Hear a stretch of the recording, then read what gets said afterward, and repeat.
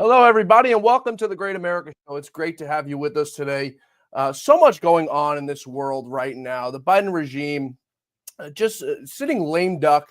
Not much time left to go in this lame duck administration. Taking their time, though, doing all they can to undermine what President Trump is coming in and getting ready to do. We find out today that National Security Advisor Jake Sullivan is planning on, well, he's still working with Ukraine to figure out how they can go ahead and prolong that war that's going on there. But he says now that there's going to be a massive surge in equipment that's being sent overseas before Donald Trump comes into the White House. Take a listen to Jake Sullivan. What are you telling your Ukrainian counterparts about American support in 51 days after Biden leaves office? Well, first, what I'm saying is we are going to do everything in our power for these 50 days to get Ukraine all the tools we possibly can to strengthen their position on the battlefield so that they'll be stronger at the negotiating table. And President Biden directed me to oversee a massive surge in the military equipment that we are delivering to Ukraine so that we have spent every dollar that Congress has appropriated to us by the time that President Biden leaves office. So that's first and foremost what we're focused on. And then I've encouraged the Ukrainian team to engage the incoming team as well as to engage all of our allies and partners because, again, on January 21st, the war in Ukraine doesn't just go away.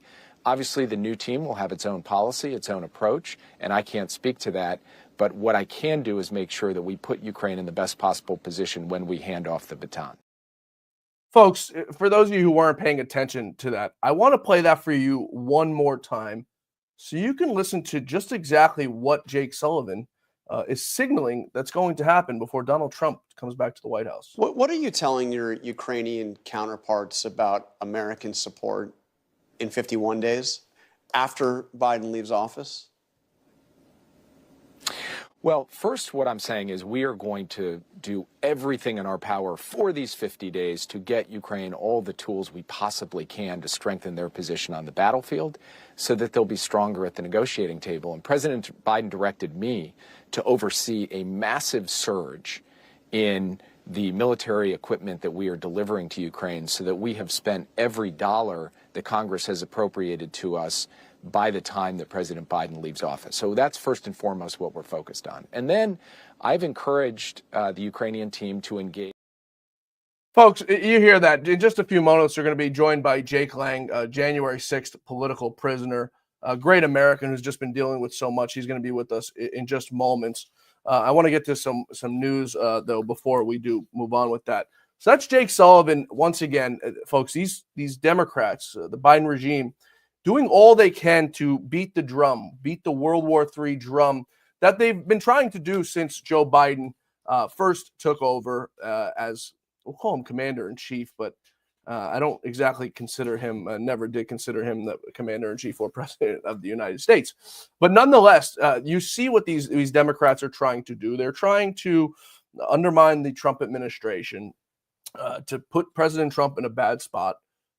Maybe not in a position where he cannot go ahead and end that war like he promised he's going to do on day one, the war between Ukraine and Russia, and also over in Gaza, the war between Israel and Hamas. So the Democrats, it seems that they're trying to undermine President Trump. It's what they did the first 4 years he was in office, and it looks like they're trying to get a head start now.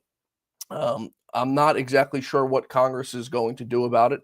Maybe just sit on their rear ends like they've done this whole entire time. Who the heck knows? But nonetheless, it's very scary to still think that we still have another over a month of Joe Biden as our president. So some news now going on locally here at home and not just abroad. The trial concluded in New York for Mr. Daniel Penny. That was the fellow who was on the subway who took down a not so innocent bystander who was running through subway cars telling the folks on there that he wanted to kill somebody today and he was looking forward to killing somebody today, and scared a baby and a woman and her baby. Mr. Daniel Penny, after hearing this man go berserk took matters into his own hand and restrained this gentleman. This gentleman wound up dying, I believe not as a result of Daniel Penny restraining him. Now, this is a Marine, Mr. Daniel Penny. We're praying for him and that the tears of justice fall better in his favor than they did for President Trump and his trial and the Marxist jury he received over there. Also happening in New York City, Mayor Eric Adams. It's seeming to be a Republican. Now, I don't know if it's because he's in trouble with the law or it's he's had enough of this migrant problem, but Eric Adams is blasting Joe Biden for illegal immigration and vowing to work with Trump to deport criminal illegals. Now, this is the same tune that we're reportedly hearing from Kathy Hochul, the governor of New York, who now all of a sudden says, she's in favor of working with President Trump. And, she doesn't hate him as much as she thought. And, most people who get to know President Trump don't hate him as much as they thought they did because he's actually somewhat of a good guy. In my opinion, he's a very good guy. But I think it's good. We're starting to see, a turning tide, I think, with some of these Democrats finally agreeing to get on board with the MAGA agenda, the Make America Great Again agenda, the Bobby Kennedy Maha agenda, making America healthy again. But nonetheless, President Trump has got a lot to do on January 20th, his first day in office. And among the very first things I'm asking President Trump to do is to go ahead and issue a blanket pardon for all those January 6ers who have been so wrongfully committed of overcharged crimes, nonsensical crimes, just disgusting justice by the Justice Department. I should put justice in air quotes of what they've done to these folks, these January 6ers, whose lives have been ruined. A lot of them cops and firemen and school teachers and just regular Americans like you and I who decided on January 6th that they were tired of the status quo. They were tired of our government appearing as if it was a banana republic. And we now know that we sort of do live in a banana republic. None of us knew what was going to happen after January 6th. We didn't know that President Trump was going to be indicted multiple times. We had an idea that the Marxist Dems were coming for him, but we had no idea that they were going to come for him criminally, civilly, every single way possible. We had the idea, but we didn't know. We also didn't think, and never did I imagine that there would be government informants, government actors perpetrating an event to set a certain precedent and a certain standard for the event like we saw on January 6th. And there's a report that's going to be coming out now in the next few weeks or few months that's going to tell us just how many agitators were there on January 6th on behalf of the government. I want to bring in our guest today. He's still sitting right now. He's calling in from prison. He's still sitting in prison thanks to the Biden regime. His name is Jake Lang, political prisoner. Jake, how the hell are you, partner? I'm sorry that you're joining us on these terrible circumstances, but about a month or so, I think the tables are going to turn for you, my friend. John, my brother, thank you so much for having me on. God bless you. And I feel the same exact way after 1,400, it's actually been 1,415 days without a trial held as a political hostage by the Biden regime. I think that after 4 years, we're finally going to have our day of liberation coming very soon. I apologize to the audience for the audio quality, but Jake, like I said, is calling in. Jake, what prison do they have you in this week? I'm in the Washington, D.C. jail gulag. I am only about a 5-short-minute drive from our nation's capital, held as a political hostage here. It's sort of like I've been calling you folks, Jake, trophies. You guys are trophies of the left. And the same way Jeffrey Dahmer took trophies from the folks that he decapitated and killed, the Justice Department is using you folks as hostages and as trophies. And don't take my word for it. You can take Merrick Garland's word for it. We have Merrick Garland on the record, Jake, saying, if you guys think you were going to challenge, and this is before this election, if you guys think you're going to challenge that election, you look at those January 6ers who are sitting there rotting in jail. You look at them, and that's going to happen to you. Jake, what do you think to that tune? I mean, do you think it's a new day in America?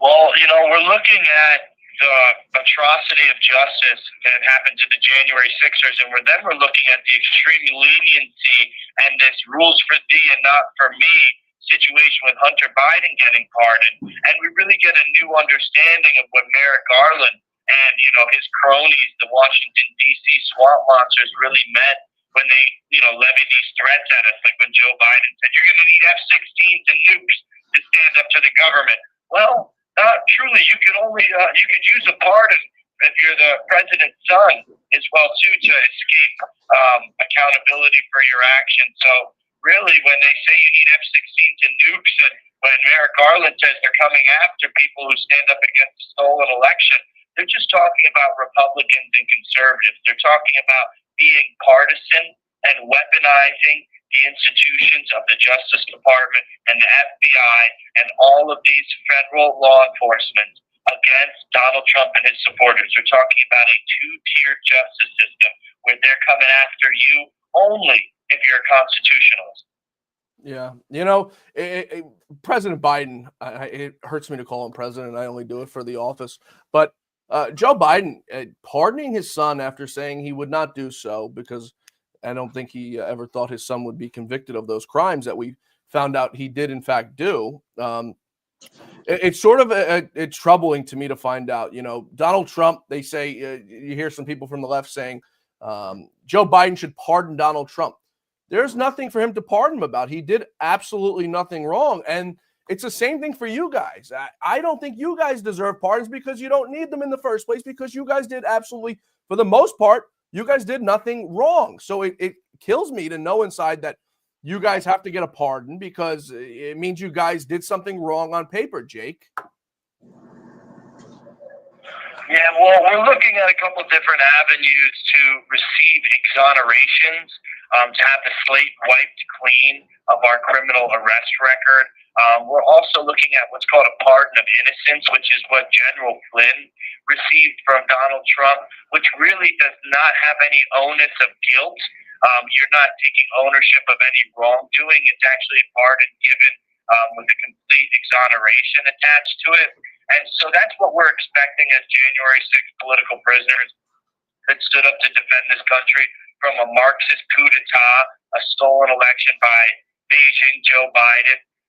We're not looking to receive, legal documents saying basically commutations of sentences or clemency where we keep the charges that we have. We keep the felony arrest records and, the no-fly list stuff and all the stuff they handed down to us because, January 6ers were at one point considered domestic terrorists and violent insurrectionists. So they gave us all these designations on our driver's licenses and stuff that you can't open up bank accounts and you can't have an Airbnb account and all this kind of peripheral garbage that came attached to being a Jan 6er. So we're not just looking for President Trump to just give us a pardon of mercy. We're looking for pardons of innocence, complete exonerations, and by God's grace, restitution, because the damage that has been done to these families, it's astronomical. You can't put it into a dollar amount. People's lives have been destroyed. They've been uprooted from their communities. Homes have been sold off, mortgaged, repossessed cars. You can't even imagine. I've been in the middle of this movement trying to deal with as much and trying to stave off as much of this government tyrannical oppression as possible, financially as well too, with the J6 organizations we run. And the devastation is it's like being in the middle of Ukraine and trying to rebuild your life.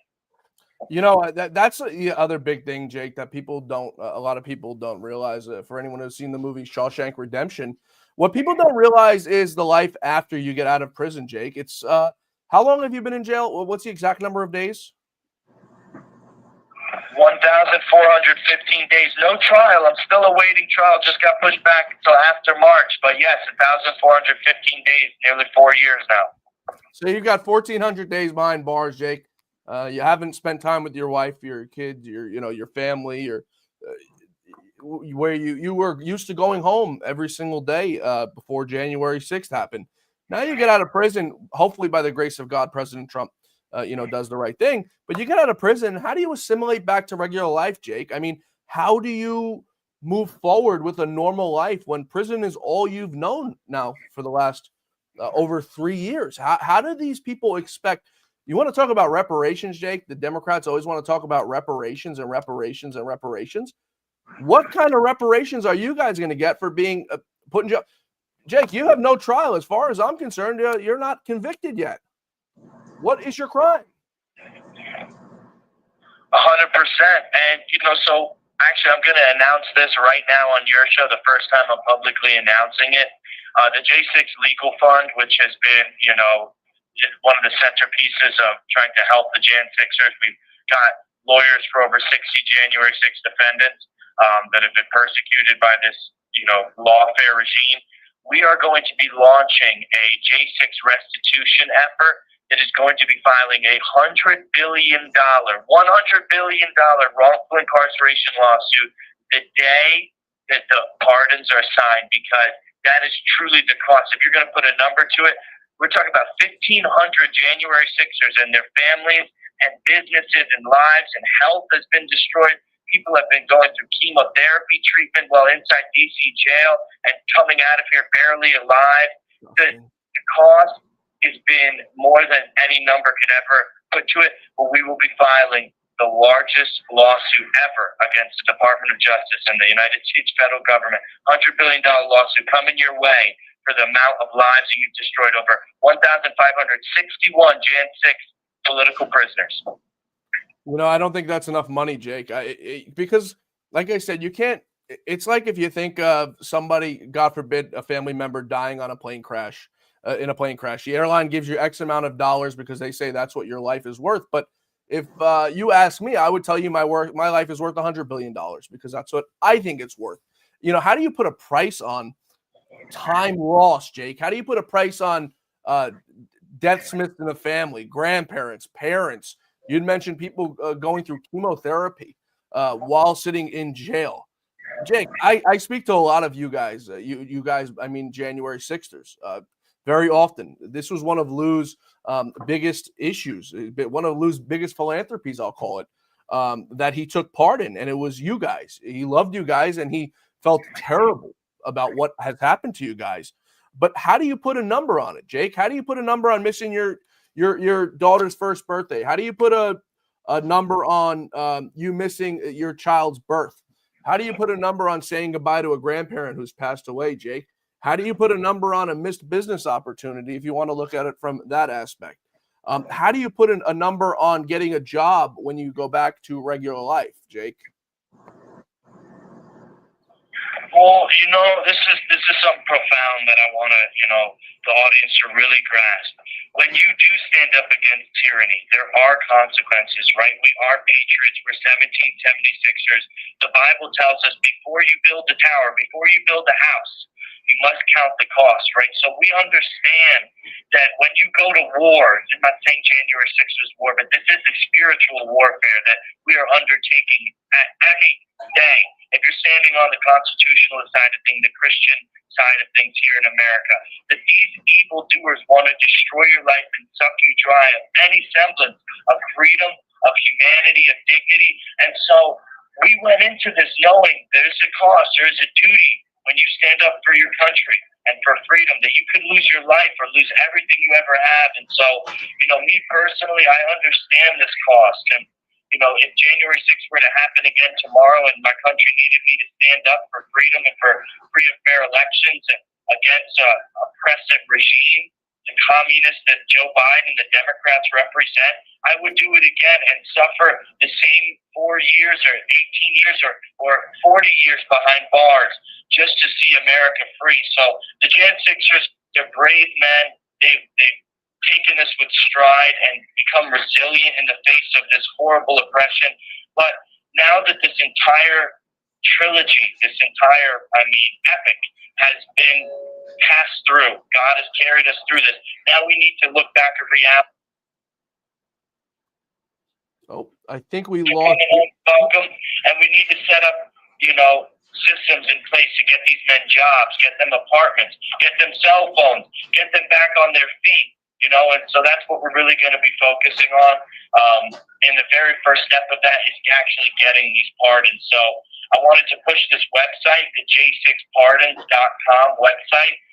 That is an official petition that every single one of your listeners can go and sign right now. Over 30,000 signatures, some amazing conservative luminaries. You have 1 minute remaining.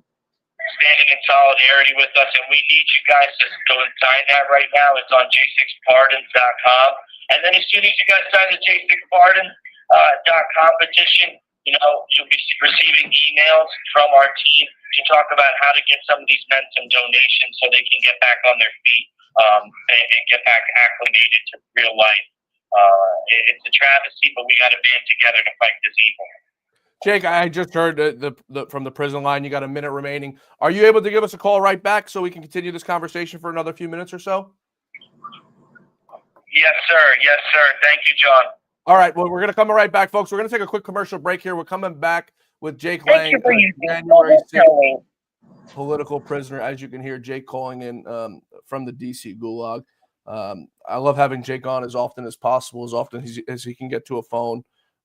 It's just a travesty what these people have done to these January 6ers. We're going to take a quick break here. We're coming right back with Jake Lang, January 6th political prisoner. Because of your overwhelming support, our $14.88 MyPillow has been one of the biggest sales in MyPillow history. I couldn't think of a better way to say thank you than to extend our wholesale pricing through Christmas.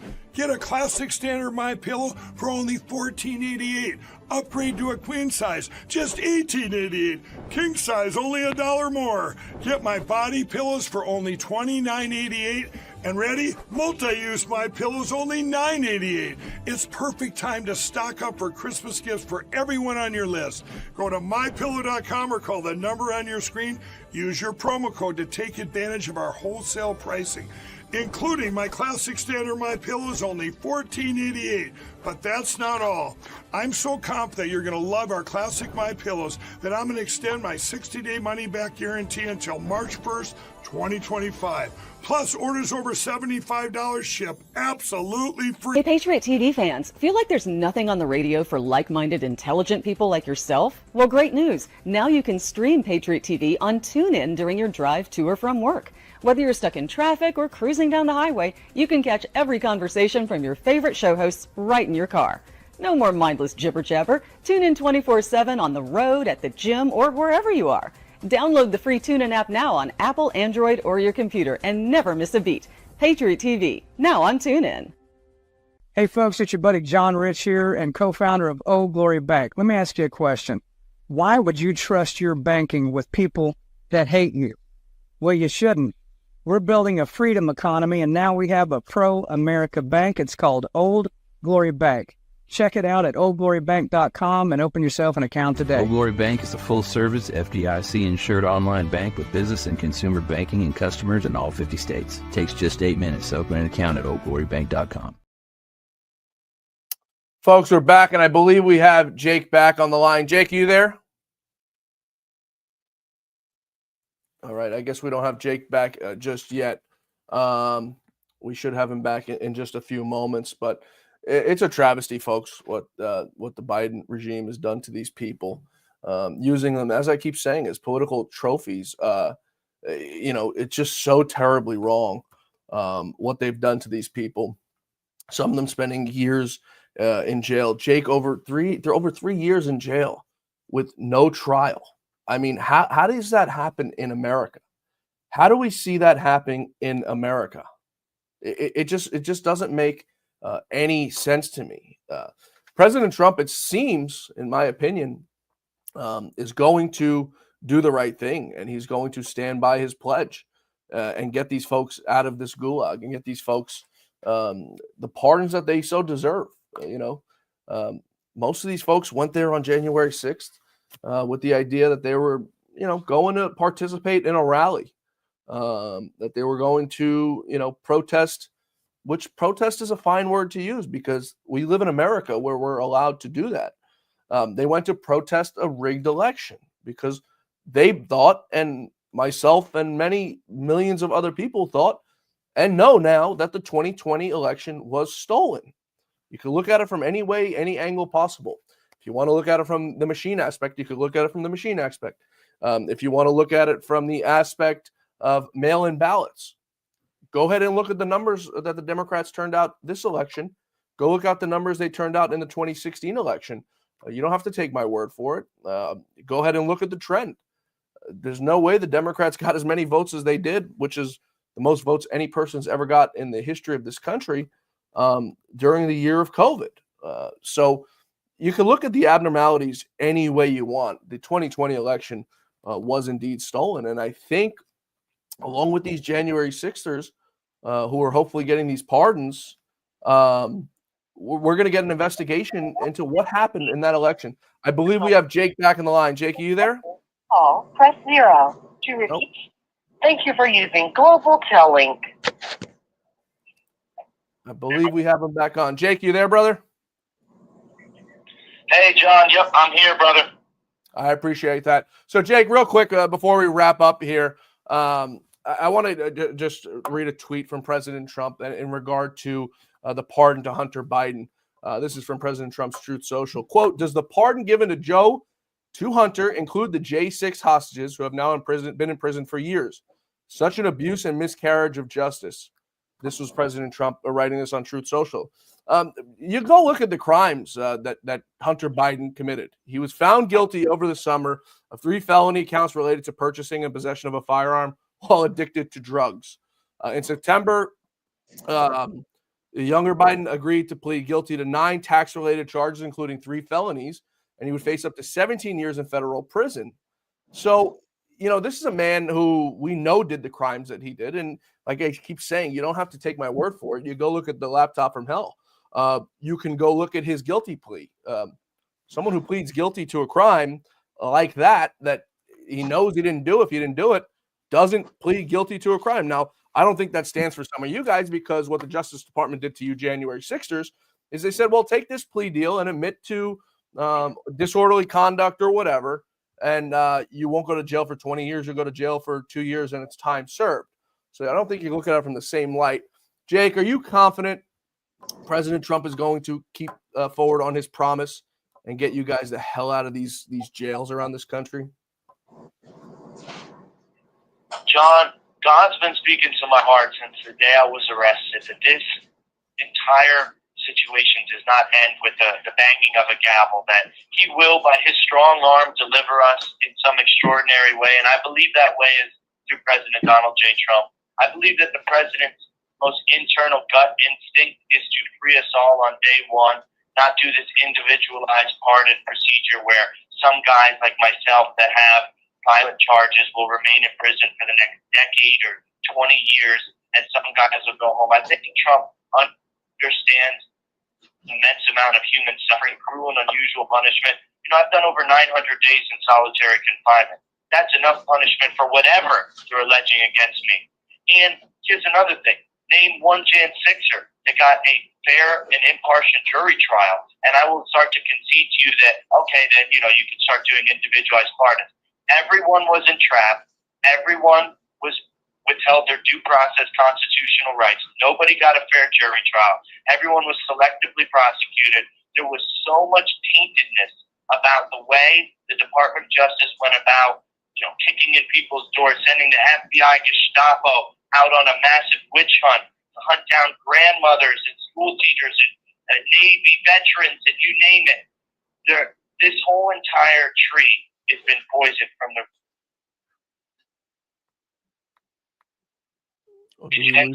person, so it all must be thrown away. We've got to get to the root of the problem, and in order for national healing to happen, right, for people to start to regain and restore trust in our sacred institutions like the judiciary, like the FBI, we need a full and massive pardon of every single last Jan 6er on day one. I believe Donald Trump recognizes that, and he's going to follow his heart and do the right thing. Jake, a lot of people are writing in the Rumble chat and on our Twitter chat and on our Facebook chat. Hang in there. God always wins. And Jake, we're praying for you, and we're praying for all the folks who are in there like you, dealing with what you're dealing with right now. Like I said to the audience while you were calling back in from jail, I try to have you on as much as I possibly can, because this was an issue that was near and dear to Lou's heart, and which means it's now near and dear to my heart.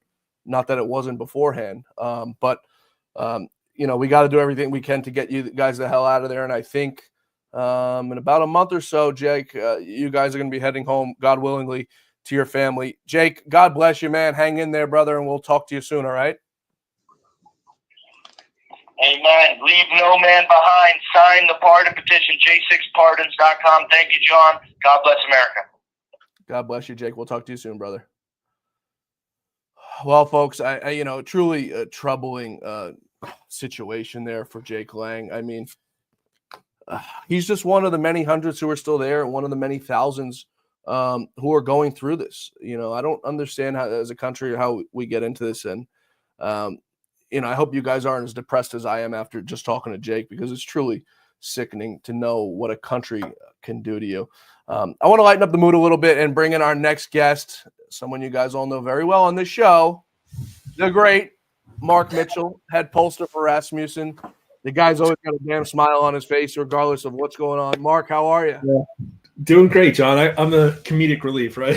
I love it. As I texted you before the show, we always have a good time, man. There's always so much to talk about, and we've only got about a half hour, but that doesn't usually seem to suffice. So let's get right into it. On the topic of the pardons, what's your take? Joe Biden pardoning his drug addict loser son, who's never been a good person in his entire life, never been an asset to society in any way, has been a menace, a spoiled, rich brat his whole entire life.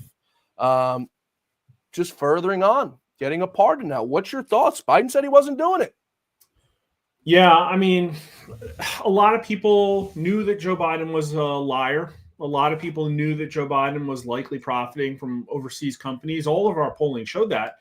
But because there's two realities in this world, there are just a lot of people that will never, I think, see the truth. I think very few people's eyes were being opened up about it. But what I think it probably is a really good gift for the Trump administration. Between now and inauguration, he's probably going to get a few other crazy things like this, where Joe just comes out and pisses people off or does things that are just historically horrifying. And my advice to Trump is to use those opportunities to move the Overton window back right and to try and get away with murder while nobody's watching. Really good time to start, in my opinion, greasing the skids for the Jan 6 pardon, like you've been talking about, because this is a really great opportunity. I'll tell you, if your audience knows the concept of the Overton window on the Jan 6 pardons, the Overton window is not there. It's a very unfortunate fact. We can get into it. But there was something very specific about January 6th, got burned into people's retinas. They did not like the optics. And to be honest with you, a lot of people have been pulling heavy weight, Steve Bannon, the War Room, you having these guests on, but it isn't reaching everybody. And people do trust our criminal justice system on average. And so right now, people aren't ready and don't support blanket pardons for everybody on January 6th. Doesn't mean I'm saying Trump shouldn't do it. I'm saying look for a favorable news cycle like this to try and slip it in, but there may be repercussions and blowback because you're absolutely right. And I didn't even really think of that, to be honest with you. But it's very true. And it's because you're not hearing about it on the Fox Newses of the world, the Newsmaxes of the world, even the OANs of the world. It takes you to go to watch Steve Bannon or this show or many of the other great podcasters who are doing great work like we are to hear about it, because it's true. But I think in President Trump's eyes, and I don't hopefully think he's going to be swayed this time by some of the people around him as he was the last time. And that's the thing that kind of annoys me about Gates losing the nomination there, is because I know Gates understood this issue. Pam Bondi, I'm not entirely sure she does. I pray to God that she does, but, she hasn't really been an advocate of it for, people in the past. So it kind of does scare me a little bit there. But at the same time, I don't think Donald Trump ever gave a shit about the court of public opinion, right? Yeah, right. Because he's always doing the right thing. He cared about making America great again and doing what's right for the country. So I hope this time around, Mark, President Trump will go ahead and do whatever the hell he wants. And no, I think you're right. It's just, this term is too important for him to make unforced errors, to be honest with you, is what it comes down to. And we can all laugh at the mainstream media and how now 70% of people watching cable news right now are Fox News viewers and the rest are CNN, MSNBC. They've destroyed themselves. But they were, if you think back to October, they were effective at still driving the news cycle because it was all about Puerto Rican jokes and about Liz Cheney getting trotted out in front of firing squads. And so if he goes out and makes mistakes, it's going to hinder him in some ways. I mean, he made a mistake, in my opinion, with this guy that he put, was it the DEA? And I guess he called him Mulligan on that. Yeah. We've got breaking news. He's out of there. Yeah, Mulligan. But, you know, in the grand scheme of things, people aren't going to see this mistake as too consequential. But if people are going to dunk on Joe Biden for the next month for giving ridiculous loose pardons, and then you come out and give ridiculous loose pardons, again, probably not going to be a problem. But then it's like, oh, well, this guy beats kittens and you pardoned him, right? So that's what they need to really manage through. It's they got to get through, thread the needle on this one. You know, the craziest thing about this whole January 6th thing is that nobody killed anybody, Mark. Nobody did any massive destruction like we saw in the George Floyd riots. Nobody burned cars down like we saw in the inauguration of President Trump in 2016. In D.C., I watched them light Larry King's old school limo on fire. I watched them break the windows of a Starbucks and Bank of America that was on the front page of newspapers all across the country. We never heard about these people getting caught, Mark. We never heard about these people getting prosecuted or anything like that. And it may be to Trump's fault, but, you've got January 6ers who merely just walked through the Capitol, Mark. We're welcome into the Capitol. And these people now sitting in jail, criminals. I spoke to a woman on the show, 70-something-year-old. Her name is Cindy Young. Mark, she walked through the Capitol, elderly, very nice lady. Mark, you talked to this woman, think you'd met her at church. And she says, if she gets convicted, she's in jeopardy of losing her Social Security and losing her business. I mean, how do you, with a conscience, do that to people? So there's a public opinion paradox. And one of the really good examples is we asked people, when Donald Trump got indicted, we asked people how likely is it that Donald Trump, did something criminal, and it wasn't a majority. But then, do you approve or disapprove of the indictment? And it was a majority because I think people thought that, well, if he goes in front of a jury of his peers, he might have a fair trial. A lot of them thought that. And I think with these people particularly, it's out of sight, out of mind. I know a lot of people are banging the drum, but it's just not hitting everybody. Public opinion is malleable. On this one, I will tell you who did more than anybody on Fox News. It was Tucker Carlson back when I think Tucker was still there. Why do you think he's not there anymore? Well, yeah, exactly. So February of 23, how likely is it the undercover government agents helped provoke the Capitol riot? 39% very likely, 61% likely.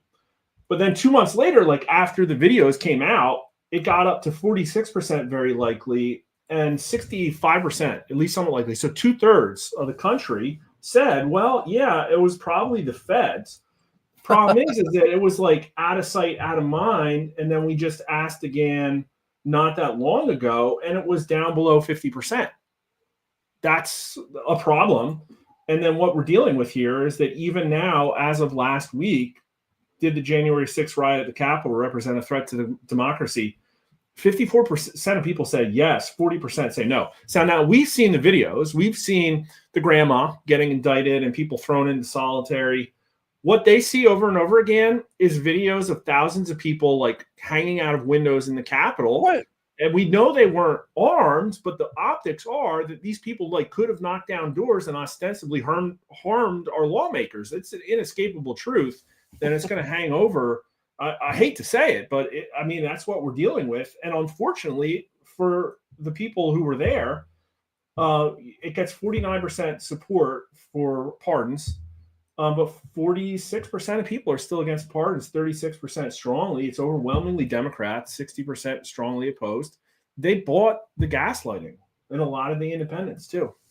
I could guarantee you, Mark, one thing. If any of those politicians were in there, even Chuck Schumer hanging it out in there, I can almost guarantee you none of them would have been touched. None of them would have been harmed. None of them would have been hurt. Yeah. And just based on the sheer fact that those people who are doing the violence were government informants, most of them, in my opinion.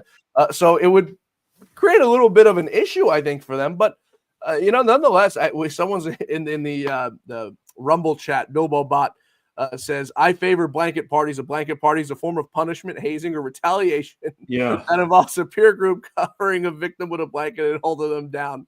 Does Mike Lindell sell blankets?" I mean, how do you go? I don't know if you caught the end of my discussion there with Jake, but how do you right the wrongs of these people? The Democrats always want to talk about reparations, Mark. Reparations for this, reparations for that. Well, what about these people who have to assimilate? And I said the Shawshank Redemption is a perfect example. How do these people assimilate back to normal life after you've done this to them? Yeah, I mean, I really don't know. I mean, people have to find out more. It's just not there yet. The Overton window has not shifted back to the right. I mean, like, there is stuff breaking through. I mean, we asked people, was it fall last year? Some participants at the Capitol have been sentenced to more than 20 years. In general, do you think the sentences are too harsh or not harsh enough? 42% said too harsh. 29% said not harsh enough. And again, a plurality of people do support the pardons. Like, that's good. Right. But the idea of like blanket, like, that's the problem. Case by case wins over blanket 67% to 20%. And it's across the board, even Republicans. That's the problem. 65% of Republicans say no. Like, don't just come in and blanket pardon everybody. The work has not been done. That's what you're dealing with. I don't know. I want to turn to now. We had mentioned before that we're getting some DEA news. The gentleman who was put forward to become the next head of the DEA. Some controversial things coming out about him over the last few weeks. Arresting pastors of churches during COVID. For me, that's a red line. I'm probably pretty sure President Trump did not know about that before nominating. But nonetheless, Chad Chronister tweeting out, to be nominated by President-elect Donald Trump to serve as the administrator of the DEA is the honor of a lifetime. Over the past several days, as the gravity of this very important responsibility set in, I've concluded that I must respectfully withdraw from consideration. I wonder what that gravity is, Mark. What's your best take on it as we now find out that good old Chad is out? I don't know what this means. I think it means it's the party of the people. This statement says nothing. It says probably that somebody realized they made a mistake. They got feedback on Twitter, and Trump, somebody gave him a tap on the shoulder and said, "Listen, it's not going to happen. Public opinion is not there." That's great. People are still really happy about the cabinet picks.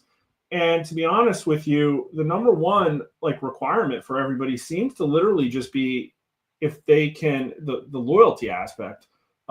We asked, should Trump hire people based on whether or not they have experience in D.C. or whether he should just pick cabinet officers he knows he can trust?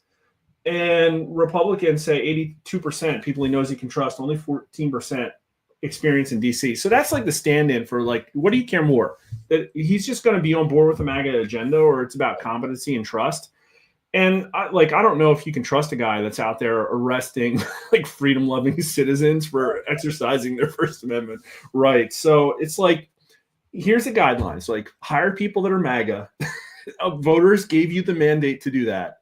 Get in DC, get all these people in there. That's the thing. They don't the Bondi situation. It's a lot of people would have liked Gates. I don't know. It's Bondi seems to be a favorite just because she's worked with him so closely. I think that's why people are excited about that pick.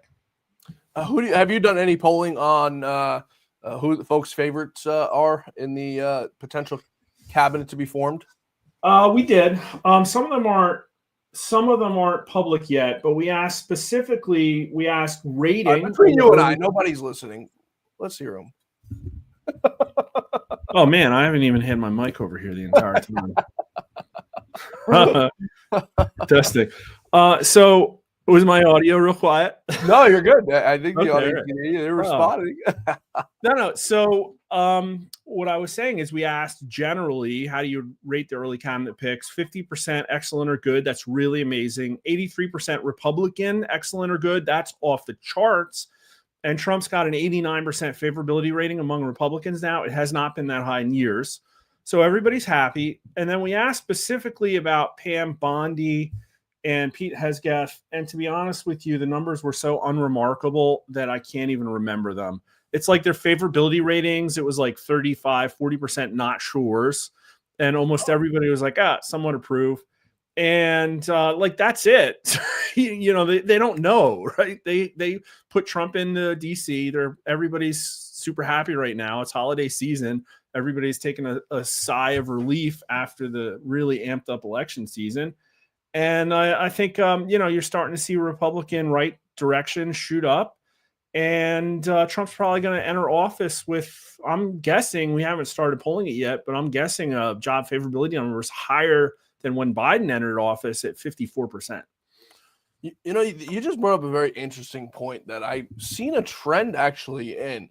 If you spoke to a Trump supporter in 2016 or 2020, they can tell you pretty much anything about the administration or who worked there down to the very granular level, chief of staff. I mean, someone who doesn't really know about politics. In the first Trump administration, they knew who John Kelly was. They knew who Reince Priebus was. They knew who Mark Meadows was. This time around, it's sort of interesting, and I think it's probably the new Trump voters, but there's a lot of people, and this probably coincides with your poll of people just saying whatever, with the Hegseth and with the Bondi.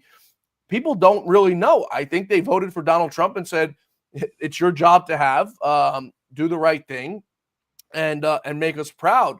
And I think that it's funny you say that because it coincides with what I've been seeing. And I talk to a lot of people. I just got back from overseas, and part of my trip, I was in Lisbon, Portugal. And, I get these people's take on things. And they were very in tune, a lot of these people, with, our election, what happened, some of the people that are involved.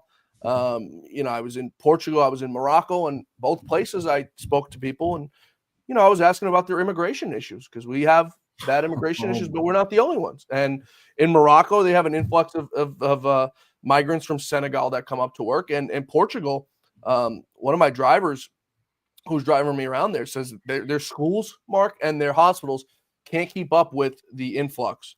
So you see it across the board. I'm reading on the flight home. I'm reading the Associated Press. Iceland, an island, right, has an influx of migrants. They were getting about 1,000 a month. They're now getting 4,000 a month, Mark. How does an island go from 1,000 to 4,000? So not to get off a topic there, but I think this time around, people gave Donald Trump the job, and they said, go ahead and do the best job you can possibly do. We don't give a damn who you put in there. Just do a good job. Yeah, it's a referendum on the government. I just looked it up. Iceland's population, 400,000. So wow. Iceland is adding 1% to its population every month. That's super sustainable. Like, good job. Like, there's definitely going to be blowback from something like that. But yeah, you're right. Thinking back to 2016, I think people trusted the functioning. And I will say, like, the rating of Congress was not high. People didn't but people thought the government functioned. Because one of the major things is, like, people wanted to change from Obama, but they thought that the Republicans were going to come in and repeal Obamacare. They thought they were going to get legislation. And that's, like, you're right. People were looking at this and saying, well, Trump's an outsider, but what kind of people is he going to pull from the bench? It's like, oh, Jeff Sessions. Oh, that guy has an august career. He's going to be excellent. They got, your Rays. They got the Pompeos, and look what happened. And I think that we asked this in the swing state polling, but to me, this is the number one question that shows you really what's going on. And again, like, you could say, well, Kamala Harris is horrible. Everybody hated her. It's like, she had a favorability at 48%. Like, that's actually pretty good. Yeah. But when you think about the next president, how will they govern the country? Which is closer to your opinion? That things should return to business as usual in D.C., or that Washington, D.C. is in need of a major change? And major change wins, like, depending on the state, it was like 75% to 20%. So this was all a referendum on the government. We also asked, do you trust the federal government? Only about 30% of swing state voters said yes. So the government sucks. That's why people voted for change. And it's like, okay, like, check, this person has not spent the last 40 years in D.C. Right. Like, think of the roster of people they could have picked from for SecDef. It could have been anybody. And they picked a Fox News contributor. And again, he's a veteran. But, like, he was picked because they knew he was going to come in and just rip out the woke. And people are happy about that. hopefully gets confirmed. It's going to be an issue. Yeah. And I'm glad to hear, and I'm glad to see that Elon Musk is really taking. He's pretty soon it's going to be Elon Musk Trump with how much time he spends around President Trump, and I think it's a good thing for President Trump because there's no doubt that Elon's the smartest, richest man in the world. So who better to hang out with than Elon Musk? But he's got his ear, and Elon's now going to start partaking in elections with this pact that he started, and going after some of these rhinos who, do so much destruction.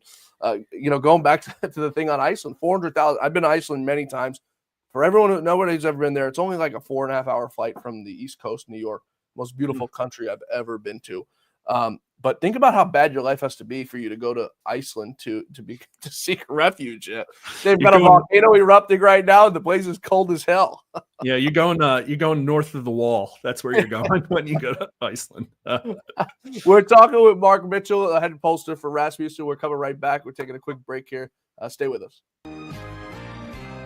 I couldn't give anything a higher endorsement. I would be remiss had I not include Cardio Miracle on my very short list of secrets. It's the real deal. It's a real product. It's not another supplement. I'm operating about 6 to 8 hours, and I've noticed that being on this Cardio Miracle has made a huge difference. Since I started taking Cardio Miracle, about 8 months into it, the benefits have been fantastic. If I get hungry, then I just have a Cardio Miracle. Not only is it safe, but it's necessary to take Cardio Miracle to stay well. This let me sleep. It's showing up more energy, more get up and go. And it's all because of what this company does. For me as a doctor, Cardio Miracle is a staple. Cardio Miracle to me is hope in a glass.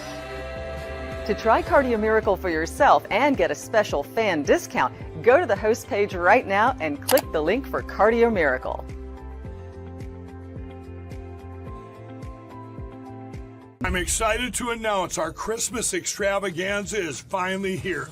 Get this season's flannel sheets for as low as $59.98. They won't last long, so get them while you can. Our famous My Slippers, they haven't been on sale for over a year. Regularly $119.98, now only $59.98. Our 6-piece towel sets are back in stock with extremely limited quantities, only $29.98. With hundreds of MyPillow products, there's something for everyone on your Christmas list. Bathrobes, duvets, quilts, down comforters, and so much more. So go to MyPillow.com or call the number on your screen. Use your promo code to save on all MyPillow products. For example, flannel sheets for as low as $59.98, or our 6-piece towel sets, just $29.98. But that's not all. I'm extending our 60-day money-back guarantee until March 1st of 2025. Plus, all orders over $75 or more ship absolutely free. Well, folks, we're back. We're talking with the great Mark Mitchell. And for those of you who want to place an order, My Pillow order, who don't like using the internet, 800-969-3077, 800-969-3077. It's Christmas time. I'm hoping Mark Mitchell just wrote that number down, and he's going to spend some money at My Pillow and buy the wife and kids. I got a guy who came in here in the chat one time. He told me he bought a dog bed for his wife to sleep in. So, to each his own, Mark, and do as you must, but support the great Mike Lindell, who's just a great American, a great friend of this show. Mark, I want to turn to something, two things. I want to go back real quick because I was just reading something over the break here. Hunter Biden's pardon that he takes, it now puts an implication for him, as Alan Dershowitz puts it, because he can no longer plead the fifth.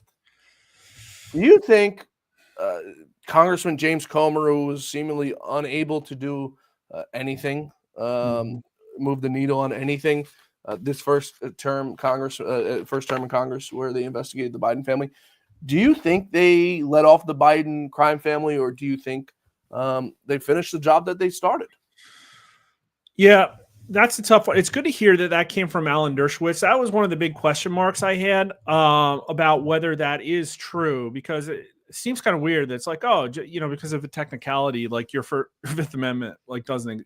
So the fact that testimony can be compelled is pretty fascinating. I think a lot of people have said, listen, that this comes down to 2014 and what happens. And I get the sentiment that, hey, we're forward looking. We're going to be real positive. We're entering a golden age of America. We don't need to go back and uncover this criminality. But let's keep in mind that a strong majority of people thought that Joe Biden was knowingly profiting from our foreign adversaries. They told us that in a poll. Right. The number was like 60%. I think it was 61%. And we actually had a majority, 52% of people to 42% support impeachment. So everybody was ready. I mean, a vast majority of Republicans, a majority of independents, even a third of Democrats were like, that's how bad Joe Biden's term got. And it wasn't necessarily Afghanistan. A lot of it was like Document Gate and all this stuff that was coming out with Burisma. And I think what you're going to see is that this is all the locus of the last 10 years of corruption. I really do think that we're going to find that a proxy war was fought to cover up a massive money laundering schema that implicated dozens of individuals. And I think that's why everybody in DC is pushing back quite a bit. And it's also why I don't necessarily think we're out of the woods I don't think we've seen everything yet. And that's what's crazy to me is look at the FBI and you're hearing news about, oh, there's people, top brass at the FBI are calling up the White House and crying. That was reported. I forget who. And you see a wave of resignations. First off, I love to see it. And okay, like, sure. Sean Hannity, rank and file, I'm sure there's good ones. But if they're willing to throw out a 20-year government career, resign, Right. they're willing to do other stuff as well, probably. And so that's why I think the next 2 and 3 years, a lot of interesting stuff to poll on. I don't think we've seen sort of the first part of it. Yeah, I'm seeing a poll that's out that the Daily Mail has put out here. More than half the voters say Biden was wrong to pardon his son Hunter, and that the scandal is just as damning as Watergate. I mean, Wow. you know, it's let me see real quickly here. Oh, they beat us to the punch. J&L Partners, a poll of 840 voters. Yeah, okay, that's legitimate. Yeah, we're going into the field to try and do that too. I think our questions might be a little different, but it's just interesting because Mark, I just sit here every day and I come out here and I do this and I'm getting tired. I'm not getting tired of working. I'm getting tired of it just being business as usual. People do crimes, they get away with it, Mark. They move on, and nobody's ever held accountable. I mean, I thought this was going to be the first time we've ever seen anyone held accountable. I think Comer, I got to know Comer a lot because he was on the show a lot. And I got to speak with him a lot. He strikes me as a guy who wants to get justice, a good man, a good American who saw very bad things going on inside the Biden family. So I don't think he's going to relent, and because he answers to a lot of Americans. He answers to millions and millions of Americans who watched this process play out, who watched Joe Biden's finances be put on the table, Hunter Biden's finances be put on the table, Hunter Biden's drug problem be put out on the table, Joe Biden knowing about all of these issues, 10% for the big guy. I'll never forget, Mark, and a lot of people don't know the story. I worked at Fox News and talking about a cover-up, Tony Bobulinski, another man I got to know very well behind the scenes. Oh, wow. A former Biden family associate. Yeah. Many times. One of the biggest class acts, Mark, you'd ever get to speak to. One of the first people who texted me when Lou passed away. We find out from Bobulinski that Joe Biden is the 10% for the big guy. He did that press conference where he held up his phone and he put his BlackBerry up. We get an email 10 minutes later from Jackie Heinrich, who's a Fox News reporter. 10% for the big guy. Joe Biden is not the big guy. Census. Now she's a political journalist. She's not an opinion person. She's not someone who's an investigative journalist. I think she was like the congressional correspondent at the time. Why are you sending out a company-wide email to thousands of people who work at Fox News 10 minutes after the email was sent saying Joe Biden is not the big guy? First of all, we didn't know. So I replied back to this email, Mark, and I lay out for her why I believe he is the big guy. She replies back with some BS answer. Turns out she winds up getting promoted. Just a year or so later after the whole thing, Mark, to I think she's what is she, chief Capitol Hill correspondent or something like that, but winds up getting reported. And it's because, and this goes back to the same thing we were speaking about before, is with the January 6th pardons, the media doesn't want to report on things. And it's the same reason I think this Joe Biden corruption stuff didn't get more traction than it should have.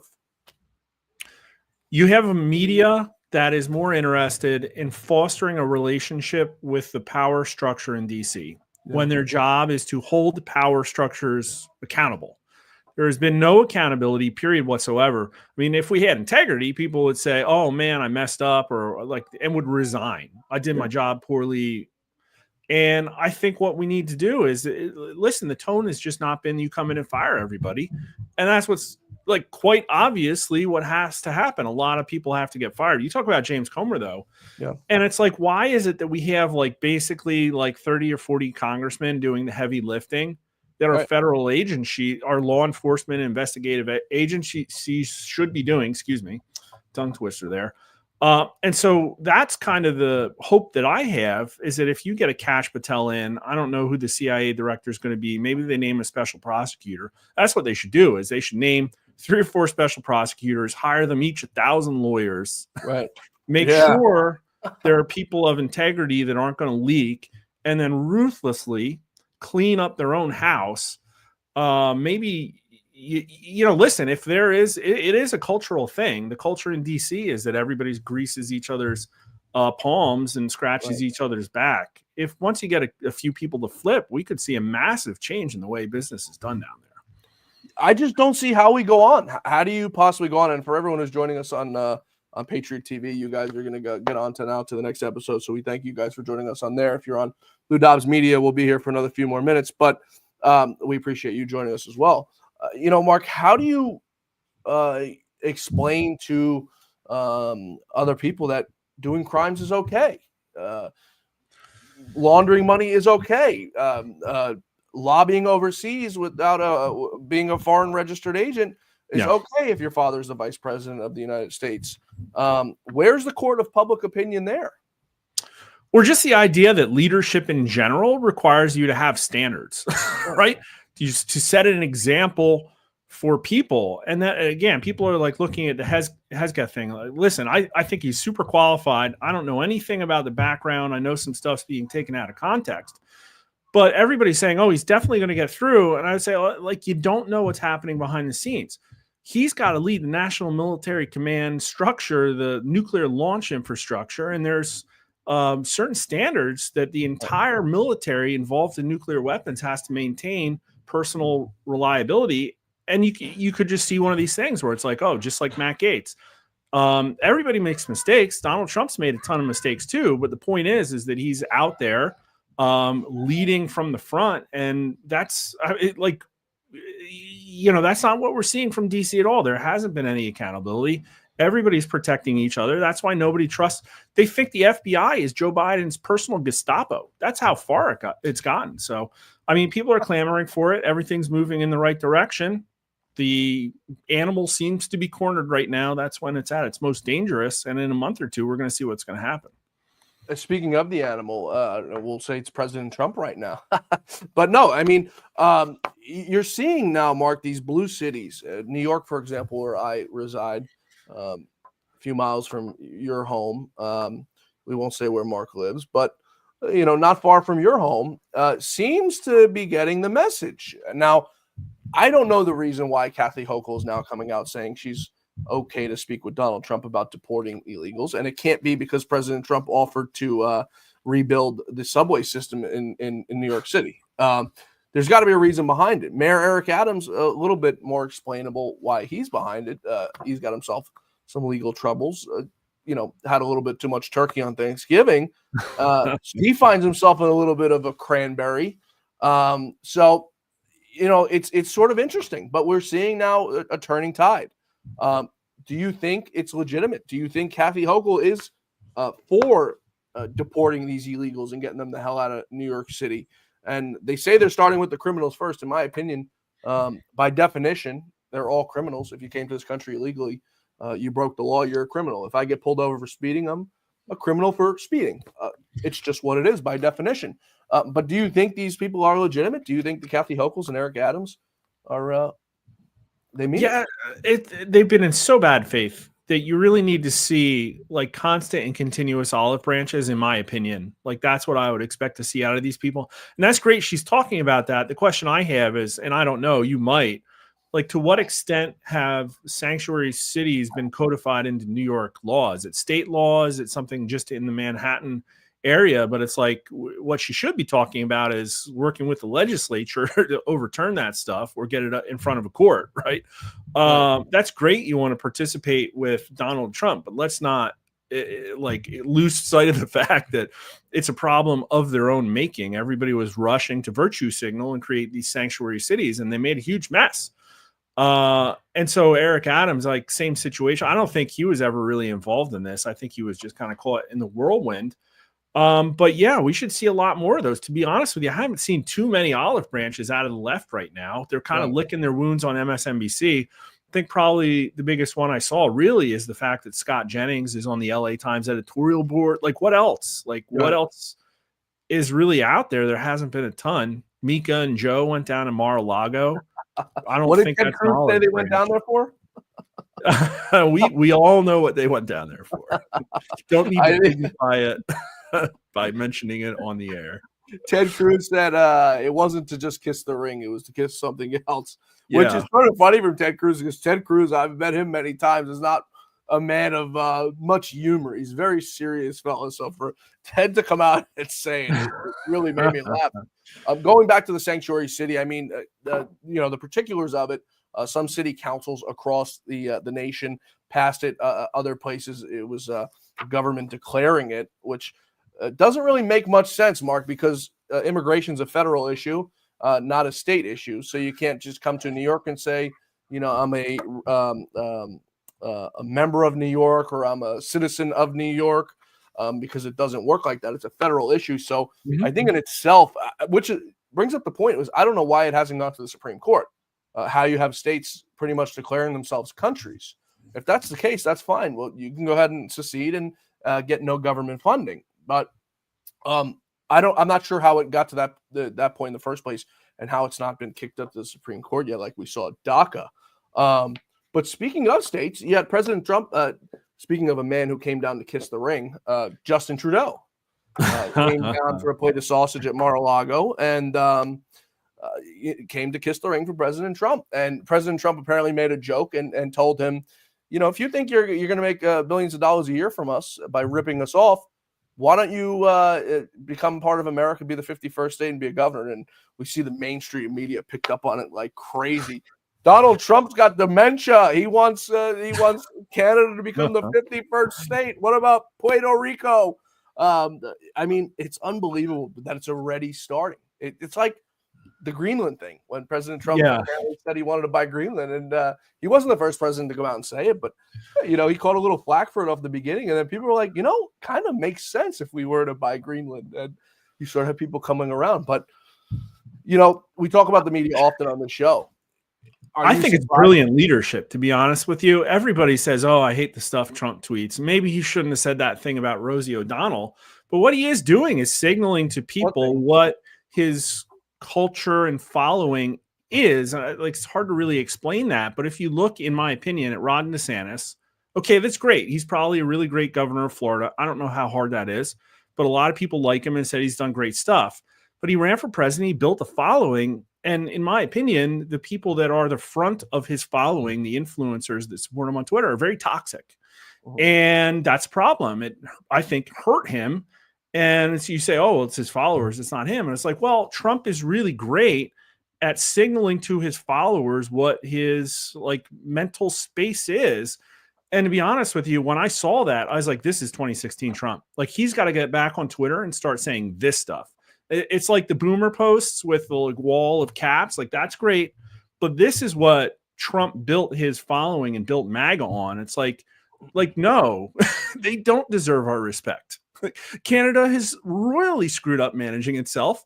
They should be ridiculed, and we are a better country than them, objectively. And so, yeah, it's on the table in a joke form. It's like, how much is conveyed by that? I love it. Yeah. You mentioned Rosie O'Donnell, and I didn't realize what Trump said, and I remember back to 2016, which, it was Rosie O'Donnell has been a prick in Donald Trump's side. So, you mess with him. If you notice something about President Trump, he never goes out, or I shouldn't say never, but very rarely goes out and attacks somebody who hasn't hit him first. Exactly. And as soon as they stop, he's done. Exactly. And if you want proof of it, you go look at those 16 people who were on the stage in 2016. one person decided to keep going on, and Donald Trump continued to go along with it too, and that was Chris Christie. And I mean, he's made a laughing stock of Chris Christie. Nobody takes Chris Christie seriously. You look at his poll numbers, you look at his favorability numbers across the board, and he's just a loser. He's a total loser with Trump derangement syndrome. You mentioned Rosie O'Donnell, so I've got to tell the audience, Rosie O'Donnell's daughter has been arrested for a third time on drug-related issues. She's got a kid at home. Great mother Rosie O'Donnell is raising that kid. It's all about the discipline, folks. Get them early. But that's the thing. It's like the juxtaposition of Trumpian normal leadership versus what we've come to see as political leadership, which is really something entirely different. In DC, if you run afoul of somebody, you've created a lifelong vendetta, and they will do anything to rip you down. Like a lot of politicians I've heard have been like that. That's insane. That is antisocial and not conducive to the governing of our country. But it's like, well, if you have, coming from a place of Christianity and being a father, it's like if your child does something wrong, you don't hate them. You put them on the step until they say they're sorry, and then they get off the step. And if you raise your kids like that, that's leadership, though. I learned a lot about leadership from raising my kids. If you can parent toddlers, you can manage a team of Zoomers. It's like, oh, you did something wrong. I'm not happy with you right now. Fix it. Oh, okay, great. Right. You've just improved. Our team's gotten stronger. And that's what he's doing. And all the pearl clutching about it, they just don't understand. It's like, no, they expect them to be at each other's throats. Totally divisive political environment. It's funny you mentioned the step and saying sorry. I guess that makes sense why I was constantly on the steps as a kid and never. Nah, man. We did something wrong. My dad would make us go kneel in the corner. Until usually my mom got home, and she'd say, "Get out of there! What are you doing?" But it made us, and I talk about this often on the show. It made us who we are, which is why you didn't see guys, back in the day going into the military and becoming trainees. It was why you didn't see when I went to school. Mark, there was I'll be 31 in a few months. It wasn't that long ago. It seems like it was a long time. But when I went to school, we didn't have any kids in our school with purple hair, with blue hair. We didn't have any. I went to an all-boy Catholic school. Well, there you go. That's why. No, I'm pretty sure goth was a thing when you were going to school, wasn't it? No. What's that? Wasn't goth a thing when you were going to school? Yeah. Maybe that was between us. I don't know. It was a little bit. I did spend some time in the public school system by no choice of my own. I was. I was asked to leave a few schools and, asked to not come back. I had a little bit of too much fun when I was a kid. You couldn't imagine. You didn't spend enough time on the step. I spent enough time, and every time I spent time on the steps, Mark, it angered me to go back to school the next day and do what I did times two. And, I flooded a few toilets, and all the typical boy things you do as a kid. But, it made me who I am. And if I went to go back and do it all again, I would do it again. But, we went to school with the kids who were a little strange, but, nonetheless, they assimilated to their groups and they were fine. You went to school with kids who you said, oh, that kid's maybe going to be gay one day. Turns out to be, what it was. But, right, everyone assimilated with, everyone assimilated and everyone got along. And it was normal. The straight kids were friends with the kids who you thought were maybe going to be gay one day, or the goth kids who were, emo or, painted their nails black and put their hair long. Everyone got along, but now it's become so divisive where you've got these transgenders and these freaks who want to be different than everybody else. And there's no assimilation unless you bow down and kiss the ring. And we've become the new minority. Straight. Lou said this to me one time. He said, listen, you're going to have a very tough time in this business. He sat me down when I first hired me. He said, you're a straight white male. He said, you're going to have a very tough time going into a business like this the way it is right now. And he told me the absolute truth. I've had nothing but headwinds and uphills, but it's all been worth it for me this far. But just to see the way that we've come, Mark, we are now in the minority, you and I. Yeah, this is actually something we've pulled on, and this is a really tough and strange topic. And I know it's got a lot of loaded feelings about it. I still think that there is a core America, not necessarily saying there should be one. We're a melting pot, blah, blah, blah, blah, blah. But just to give you some examples, 72% of adult Americans think that Jesus Christ is the Son of God who was sent to earth to save our sins. So we still have our Judeo-Christian roots, okay? Right. 64% think that they should have more focus on Jesus and only 14% on Santa as far as Christmas. Then we also had a massive number. I think 80% want English to be the official language, including a majority of Hispanic voters. I'm pretty sure that was a number as well. And so there is this idea of like normal America still, a lot of them. And that doesn't mean you can't be an immigrant or from a different walk of life. I'm just saying that there is that culture, the American culture. But then what also is kind of weird, it's like they've taken some of our ways of assimilating people into that culture away from us. And this is specifically about bullying, which you talked about. And I was bullied some too, but it's nothing like, bullying back when I was a kid. I didn't get my hands on you.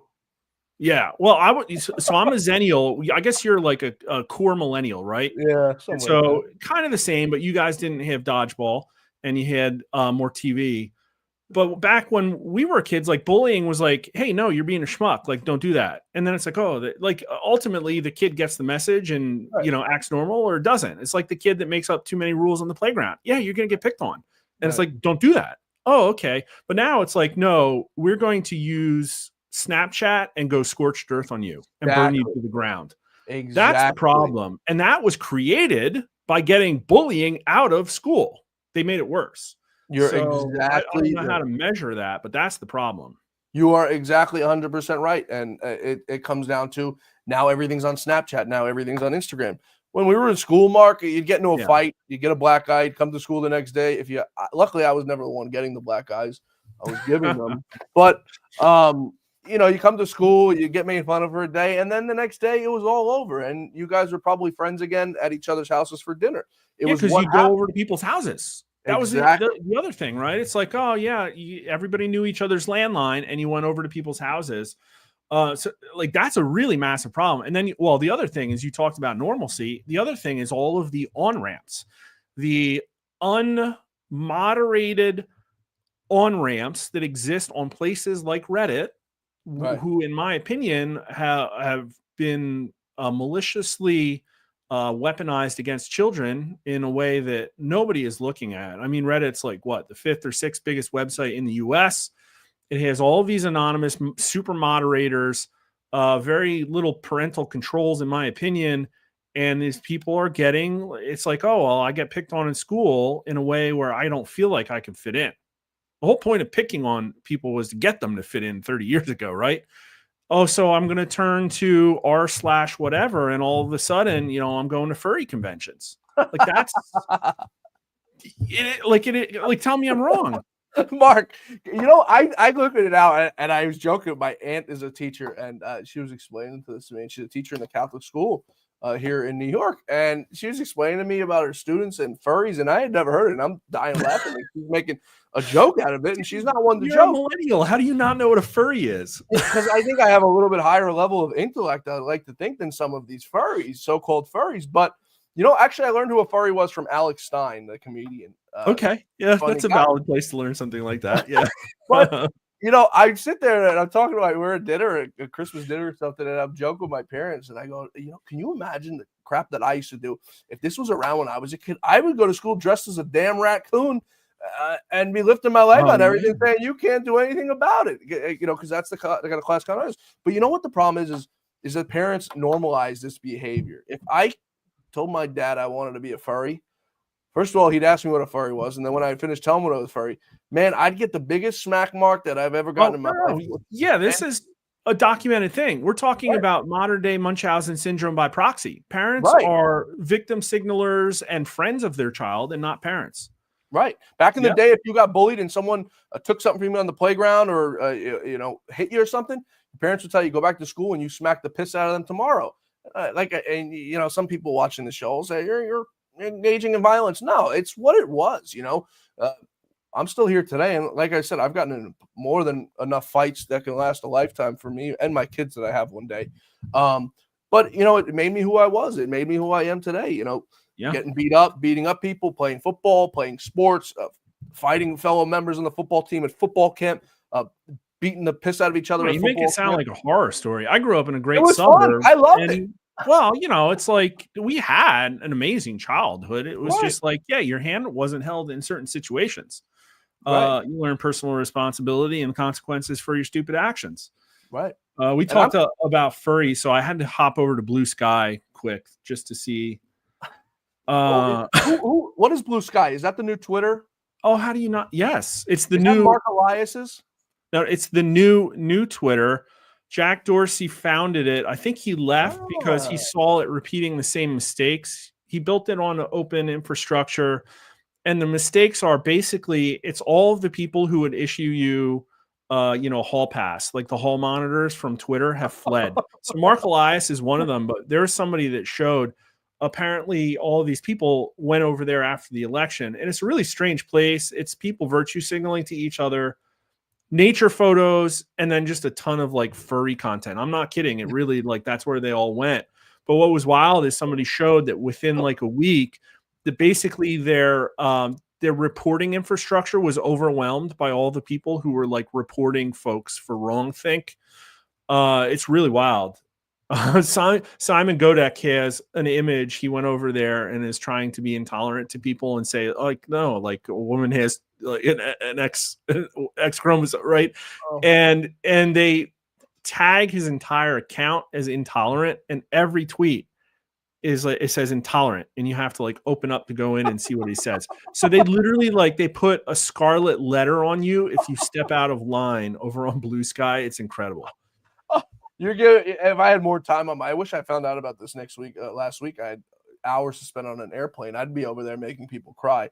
I mean, it's just so pathetic. I mean, how did we get to? You have how many? You have a few kids, Mark, right? Yeah, daughters, right? 4. No, I've 3 boys and a daughter. Yeah. There you go. Excellent. I mean, it's I pray to God you're raising them the right way, and knowing you, I think you probably are. But it's sad to think that you can't yell at your kids these days. If they call the cops at you for yelling at them, you'll get arrested, because you have to be arrested if you're called for some sort of domestic. Can't yell in the parking lot. Then you get a visit from DYFS. No, if we were in public and we were doing something wrong, you'd either get a step on the foot from my dad, or you get a knuckle like that to the back of the head. Not hard, but you do that now, and you're on your way out of the damn diner in handcuffs. Yeah. It's mind blowing. Well, if you want to see safe spaces, everybody should go check out Blue Sky. I just went over there, and the very first tweet that pops up is Taylor Lorenz.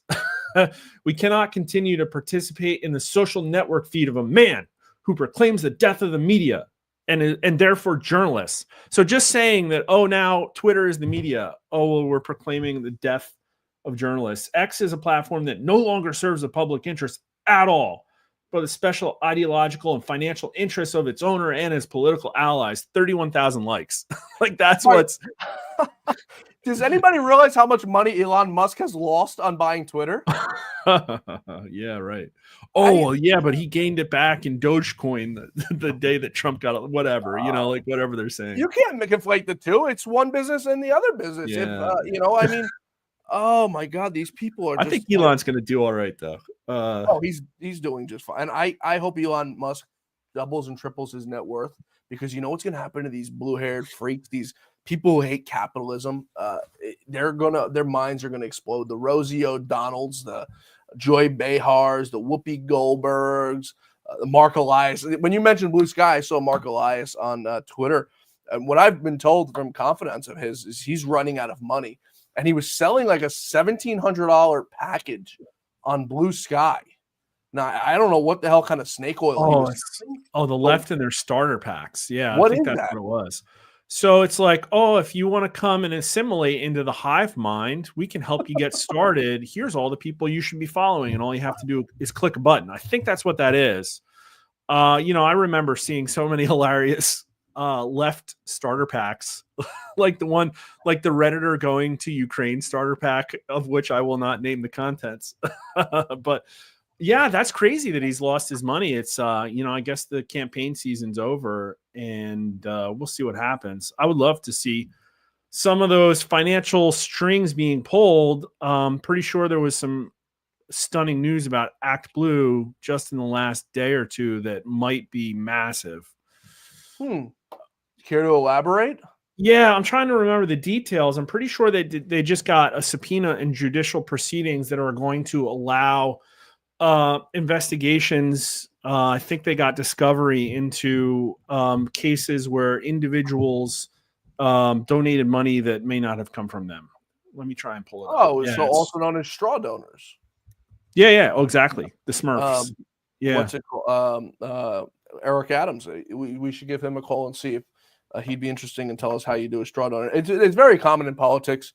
I'm not going to say I've ever seen anyone do it because I haven't, but I'm sure it happens more times than not. You can go on a website and buy something with someone's credit card and that from a political campaign, and that constitutes making a donation. So, well, I think this is how the Democrats have surpassed everybody in small dollar donations. They're farming hundreds of thousands through dark money political action committees, through like people who live in Kentucky trailer parks. I'm not making this up. You saw the video, right? James O'Keefe. James O'Keefe, yeah. Yeah, he went and visited these people.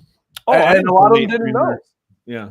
He I was don't going have 360,000. How did that possibly come from me? Yeah. Right. You saw, for everyone who didn't see it, you can go on, I think it's O'KeefeMedia.com or OMGmedia.com, where James O'Keefe went out and did a man on the street, and he investigated this Act Blue, which is the Democrats' arm to fundraise, and went to these people's houses and asked them, did you make 150 donate? And it was very erratic donations, Mark. It was like 3 or 4 a month, and the next month there was 10, then it was 1, which you know, people aren't doing. The normal person is not doing. Well, they go to people and it's like, 1,500 over the last 2 years, separate donations, right? And these are people, you may say $1,500 over the course of 2 months. It's not a lot of money, but I talk to a lot of people, and that's a lot of money for some people who are on fixed income, Mark, who have a house that's paid off and or not paid off, and they're paying a mortgage, or people who are on Social Security who didn't make a lot of money in their life, who are getting $1,500 a month to live off of, living in the Midwest, even whatever. You still got to pay to live. So $100 a month is a lot of money for some people. $50 a month is a lot of money for some people. So yeah, he was like, some of these, I'm not being histrionic. It was like, 1-bedroom house in the middle of rural area. 150,000 to the Democrats. Right. Yeah. I'm trying to find it. I thought I saw an Elon Musk retweet about it, but I can't find it now. I'm looking through. I see Charles Barkley floats a run for president with Mark Cuban. Mark as Cuban. How did I miss this? Mark Cuban. I met Mark Cuban, and people on the show may have heard me say this story before. You may have even heard me say this story before. But I met Mark Cuban in Orlando, Florida. I was a DJ when I was in college. He was outside of a nightclub in Orlando, Florida, and I still have the video of it because I tried to give it to TMZ some years ago. They didn't want it. But Mark Cuban was in town. His team was playing the Orlando Magic. The Dallas Mavs were playing the Magic. And Mark Cuban's in town, and he's with 2 women outside the nightclub, all over them. And now I didn't know if he was married or not, so I Googled Mark Cuban's wife. I realized the 2 women he's with that he's all over are not his wife. So I asked Mark politely. I said, Mark, you mind taking a picture of me? He's like, he was all over the place drunk. Get the F out of here, and slaps my phone out of my hand. I said, you picked the wrong person to do that to, Mr. Mark Cuban. So as I'm arguing with Mark Cuban, there's a guy on a bicycle who's trying to give him a ride in the back who has no idea he's Mark Cuban, and Mark's yelling at me. He's talking to these 2 women, slaps my phone out of my hand. And now I tell everybody, hey, everybody, it's Mark Cuban. And everyone came to swarm him. So I start following Mark. I was doing James O'Keefe before James O'Keefe was. And I'm following his phone. And he's trying to grab my phone. And I'm going, oh, please hit me. Please, please, please, please, please. And these 2 women are pulling him away. And then I think I concluded the video. Mark Cuban cheats on his wife. I got to go back and find it. I know I still have it somewhere, but I was with a bunch of my friends who still talk about it to this day. Oh, but man, you might get a text out of this after this video. He plays it off like he's this good person. He's this philanthropist. Deep down, he's a very flawed man. He's an evil man. Rosie O'Donnell, in fact, in the flesh, both physical appearance, mentality, brains. But I think these people, to put a point to it, have fallen off after this election. We saw Mark Cuban tweet out on election night, Godspeed to Elon Musk and Donald Trump. Congrats, you guys won. I don't think people are going to take them seriously anymore. Mark Cuban goes out and deletes all his tweets. Yeah, that was wild. I mean, Mark, do we like not have screenshots? Like, do we not know that you were the biggest shill in the world for Kamala Harris? Like, what the hell? Yeah, that's the weird one to me, where it's like, hey, all logic has been abandoned. You've proven that there's really no like moral core to the choices, and that's the thing. It's like, yeah, I believe in forgiveness. I think that people make mistakes, and they should absolutely be welcomed into the big tent that is America's future. Right? Because let's be real, whether it's Trump or not, it's the president of the United States who's attempting to overhaul the government in a way that's better for taxpayers and the middle class. If you can't get aboard with that, it's reasonable to think it maybe you're trying to prevent yourself from being arrested, or you have financial interests that are counter to the vast majority of Americans. Right. And so acknowledge that we may think that about you. And then the other thing, it's like, okay, again, I would love to see these people welcomed in, but there's certain things that you can't fix about yourself. And it's like, well, if you have no moral compass and don't think rationally about the decisions you make, like, again, benefit of the doubt, but over time, it's like, how's that going to play out?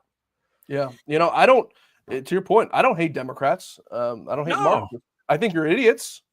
I'm just going to put it very nicely. You're very really stupid. Bad choices. Yeah. Right. Especially after this election, Mark, what we saw happen in this, and not even the election, the lead up to the election, the Democrats showed their true colors. And it started in 2020 when Joe Biden went on air and disrespected every single black person in this country by saying, if you don't vote for me, you ain't black, man. Or there's many other things that he said in his past. Yeah. So if you're a black voter, for him to disenfranchise you. If you're a Jew, how he's handled Israel, pretty much telling your people, go to hell, fend for yourself. We see the book he was reading over Thanksgiving weekend about Palestine sovereignty. So I think we all know what he, where his thoughts are on that situation. You can go down the list, Mark. You can go to the grocery store and you can see what he did to food prices. You can go to the gas station and see what he did to gas prices. You could send your child to school and see a kid walking around with a tail in because he's a furry and a litter box in the back of the classroom. You can go down the list. You can walk down 42nd Street in Manhattan and maybe be stabbed by a Venezuelan Tren de Agua migrant. Yeah. My daughter can't compete in sports anymore. Yeah. Right, because she's got a dude who's in a locker room with her. I mean, you can go down the list. So that's when I say I don't hate Democrats. I don't hate anybody, but not even Mark Cuban. I don't have it in me to hate anybody, but I just think you're stupid. I think you're actually genuinely dumb if you can support the ideologies and destruction. And like I said, it's not something, this isn't my opinion, Mark. This is something that we've lived now for the last 4 years. It's not my opinion. We've lived it. And if you can still support this kind of behavior, if you can support these kind of ideologies, you're an idiot. The first college in the world was founded by Plato on the idea that people can have a discourse about something and reach a mutual truth about what reality is, right? That's the foundation of Western thought on which our country was built. And it's something that our colleges have completely abandoned, and a large portion of our population as well. It makes it really hard to debate these people and try and convince them they're wrong. And I think one of the things you're seeing is that there are a lot of people that either think selfishly or are weak-minded or are seeking social cohesion. And they used to rule Twitter, and it was kind of gross. And now they realize they aren't. And so to maintain that social cohesion, I think what they're trying to do is balkanize so that they can still feel like they're the majority and maintain. Because I think among that mindset, you draw moral authority from the fact that you are the majority. And so it's like, if I go to Blue Sky, I might be able to convince myself that I'm still right here by avoiding engaging with the people who have just won the election. And I think that's really dangerous. And unfortunately, I would love them back. Unfortunately, they can't. A lot of them, I'm painting with such a broad brush here, a lot of them can't be reasoned with, which is why what we're left with is just making fun of them. At a certain point, like ridicule it's like the bullying. It's like, no, you're wrong. I'm trying to convince you you're wrong. And this is all I'm left with. Right. I follow Joe Walsh because I think he's a clown.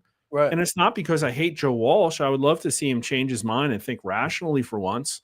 And, kudos for him for sticking around on Twitter because most of them ran. I think a lot of them will be back. But that's where we're at right now. You're absolutely right. And when it comes to Trump, there is no rationale. I want to read an exchange. This is what my best friend's aunt. She messages me on Instagram constantly because she's got severe Trump derangement syndrome. And I had posted on Instagram. For those who listen to the show, and I probably even said it with you, Mark, the CEOs of the world, the powerful elites of the world, the mainstream media folks, I said before the election, when Trump wins, they're going to come on their knees begging. I said about Jamie Dimon, we now find out Jamie Dimon is on his knees speaking to Trump apparently every day, on his knees begging. We find out Micah Brzezinski and Morning Joe run to Mar-a-Lago to go see Hitler. Now, and this is where you realize these people have no conscience and they have no brain. I don't care about anything, the pics or what your issue was that you were going to Mar-a-Lago for. If I've called you Hitler, Mark, I don't want to know you. I don't want to associate with you. I don't ever want to see your face. I don't want to know anybody you're friends with. Hitler was a terrible person who did terrible harm on this world. If I call you Hitler, I want nothing to do with you. Yet these two folks, Micah and Joe, ran to Mar-a-Lago. So anyway, I posted them the picture of Micah and him. I said, on their knees begging for Trump's forgiveness. And my buddy's aunt responds, on their knees begging. We must be watching different shows.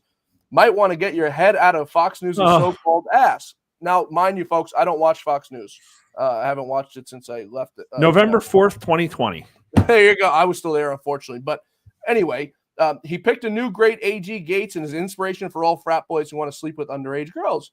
And I respond back to her, first of all, what you said is not true. He's never been convicted of sleeping with any underage girls. He's been alleged to. That's false. Then she goes on to say he's not a lawyer. He went to Trump University for law school. I replied back very simply. He went to William & Mary for law school. He, in fact, didn't go to Trump University. It's a top-ranked college. Yeah. I mean, but you literally go through this list, Mark, and it's name calling. It's this and that. And who the hell are you to be saying this person's not qualified for this? This person's not qualified for this. You look at any of these folks who President Trump has picked, and they have a career-long track record of doing great things, going to great schools. Now, I'm not going to necessarily sit here and say that going to a great school qualifies you for anything, because if you look at Barack Hussein Obama, he went to two of the best schools in the world. He wound up being one of the dumbest presidents we've ever had, so you can look at it that way. But, who are these people on the mainstream media, these journalists, these political pundits, anyone to say this person's not qualified to do this person's not qualified to do that? When was I didn't know there was a prerequisite to run the Pentagon. Did you? They are paid liars. What? Real quick, the guys we have running the Pentagon now, Mark, have just failed. What is their 7th or 8th straight audit? Yeah, right. And these are the people that we're saying are qualified to run this joint. But the guy that you have coming in who wants to dismantle the whole place, he's not qualified. Who are you to say that? Who, by the way, has been shot at? Who are you to say it? Well, right. I mean, they're prostitutes. They're paid liars, and they're doing it at the behest of people. Here's, like, you said some amazing stuff. I want to rewind. So I'm a pretty highly educated person. I went to military academy. I went through really great high school. I got a master's from an Ivy League school, didn't you? From an Ivy League, and also from Old Dominion. And I spent my entire educational life, which probably amounts to 18 years in school or whatever, without ever actually being taught the logical fallacies. And that is sad. That is one of the biggest damnations of our education system that I could possibly come up with. Because who are we not except the sum total of our ideas? And it's literally binary. You can either be somebody that in good faith attempts to be intelligent and make objectively good decisions, or you could literally be an intellectual liar. Right. And so if people don't know them the way I was like, I should read that book. My kid's got one of the Tuttle Twins books, Connor Boyack, and it's on logical fallacies. Really consumable, or just go get a YouTube video on it.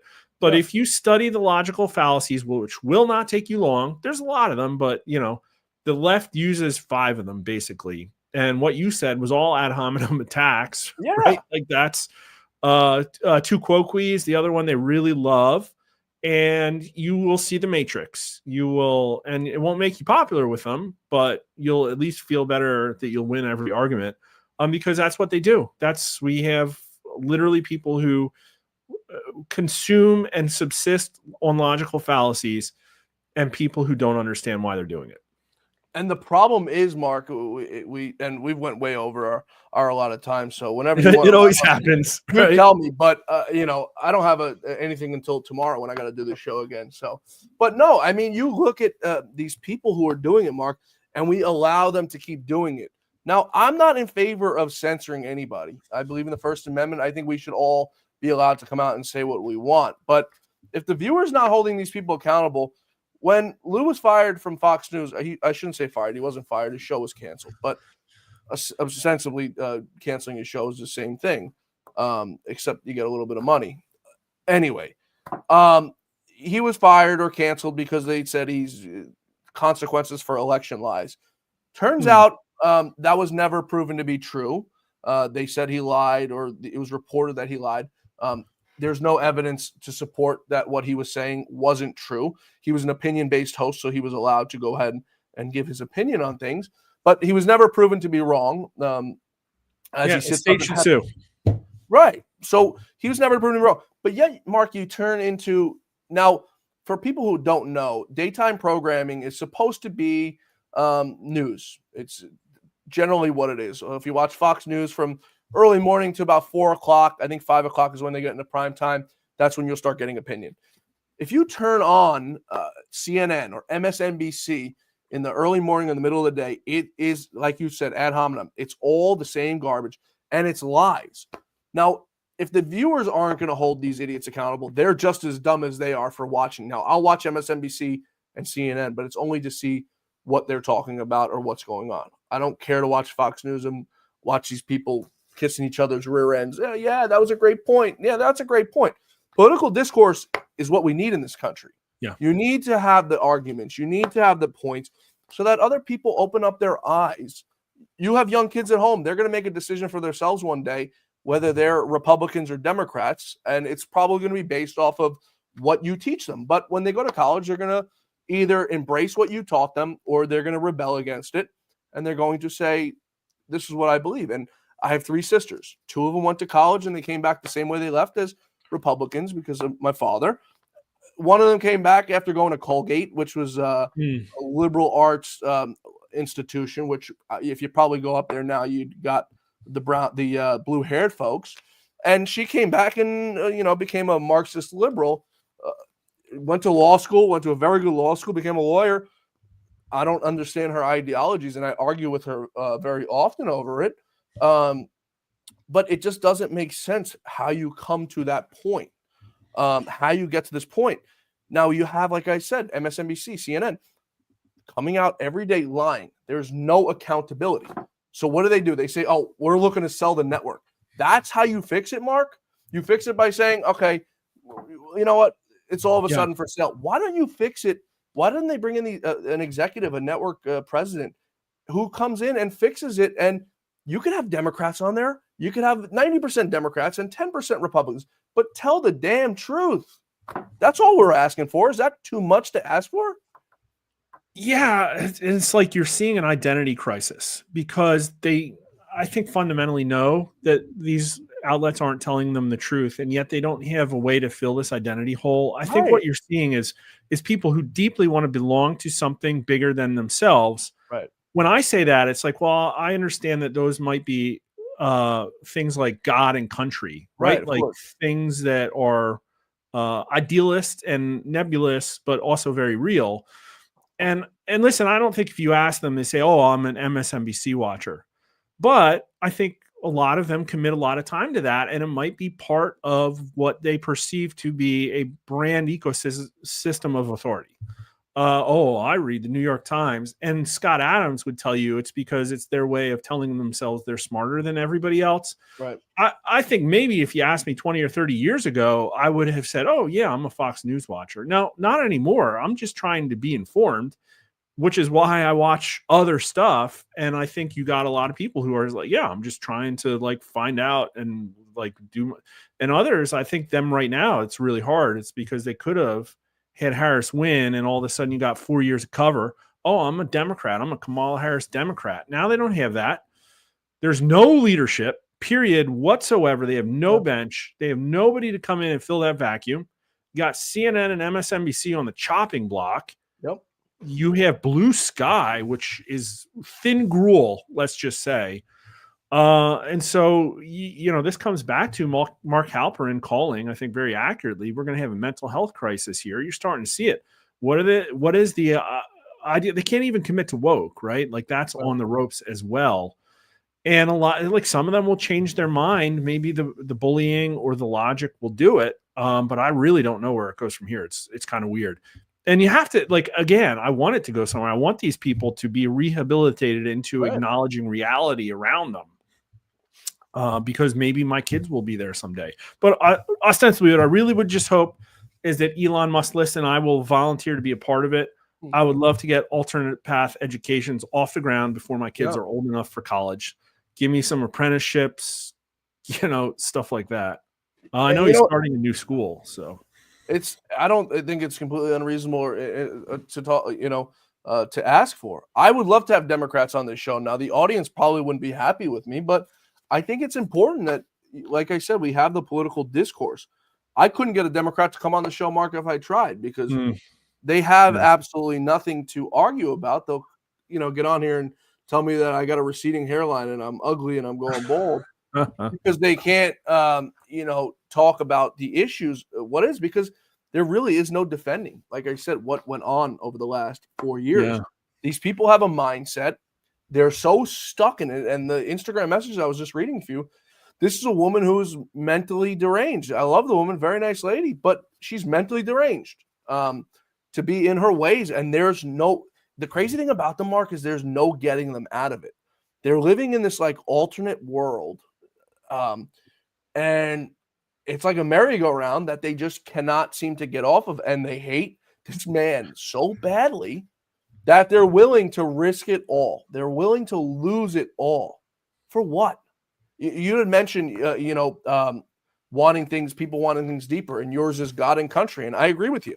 I wish I can get the hell out of this business. I want to get as far out of it as possible. I can't, because this is something Lou and I started, and I have an audience and I have an obligation. You're informing an audience. It's a noble profession. Yeah. Right. And that's the reason I can't get out of it. But if things ended differently and Lou were still alive, I would, eventually see my way out of this business. It's depressing. And I'm not one to get depressed. I'm always happy, but it's depressing. It's a lot of agony in it. There's infighting. People either love you or they hate you. They dox you. I mean, they do all sorts of sick, perverse things to you simply because you disagree. I mean, I just don't understand how we've gotten to this point, Mark, and how we get out, because it seems you mentioned Mark Halperin's health crisis. I don't know what's going to happen. I assume prescriptions for lorazepam, the antidepressant, are going to go up. And we're going to continue to put people on medicines in America, because that's what we do. If you have a child who's a hyper child, you put them on Ritalin because there's something wrong with them. That's what we do in America. How do you spell that? So I've been going to Google Trends for the last 3 weeks and searching to see what kind of trends spike up after the election. Antidepressant? I'll look up antidepressant. But I was looking for therapy. There hasn't been a spike. Interestingly, the word expatriate has a massive spike after the election. And the number one search volume is coming from, guess where in the country? The number one for that term? For the term expatriate. Guess where it's coming from? New York or California? Washington, D.C. I was close. Yeah. So antidepressants have only, it's not really a peak. There's a little bit. It's up like, 10, 15% after the election. You know what? Let's do this. Let's see. Number one search is coming from. Hey Siri, what is the number one antidepressant in America?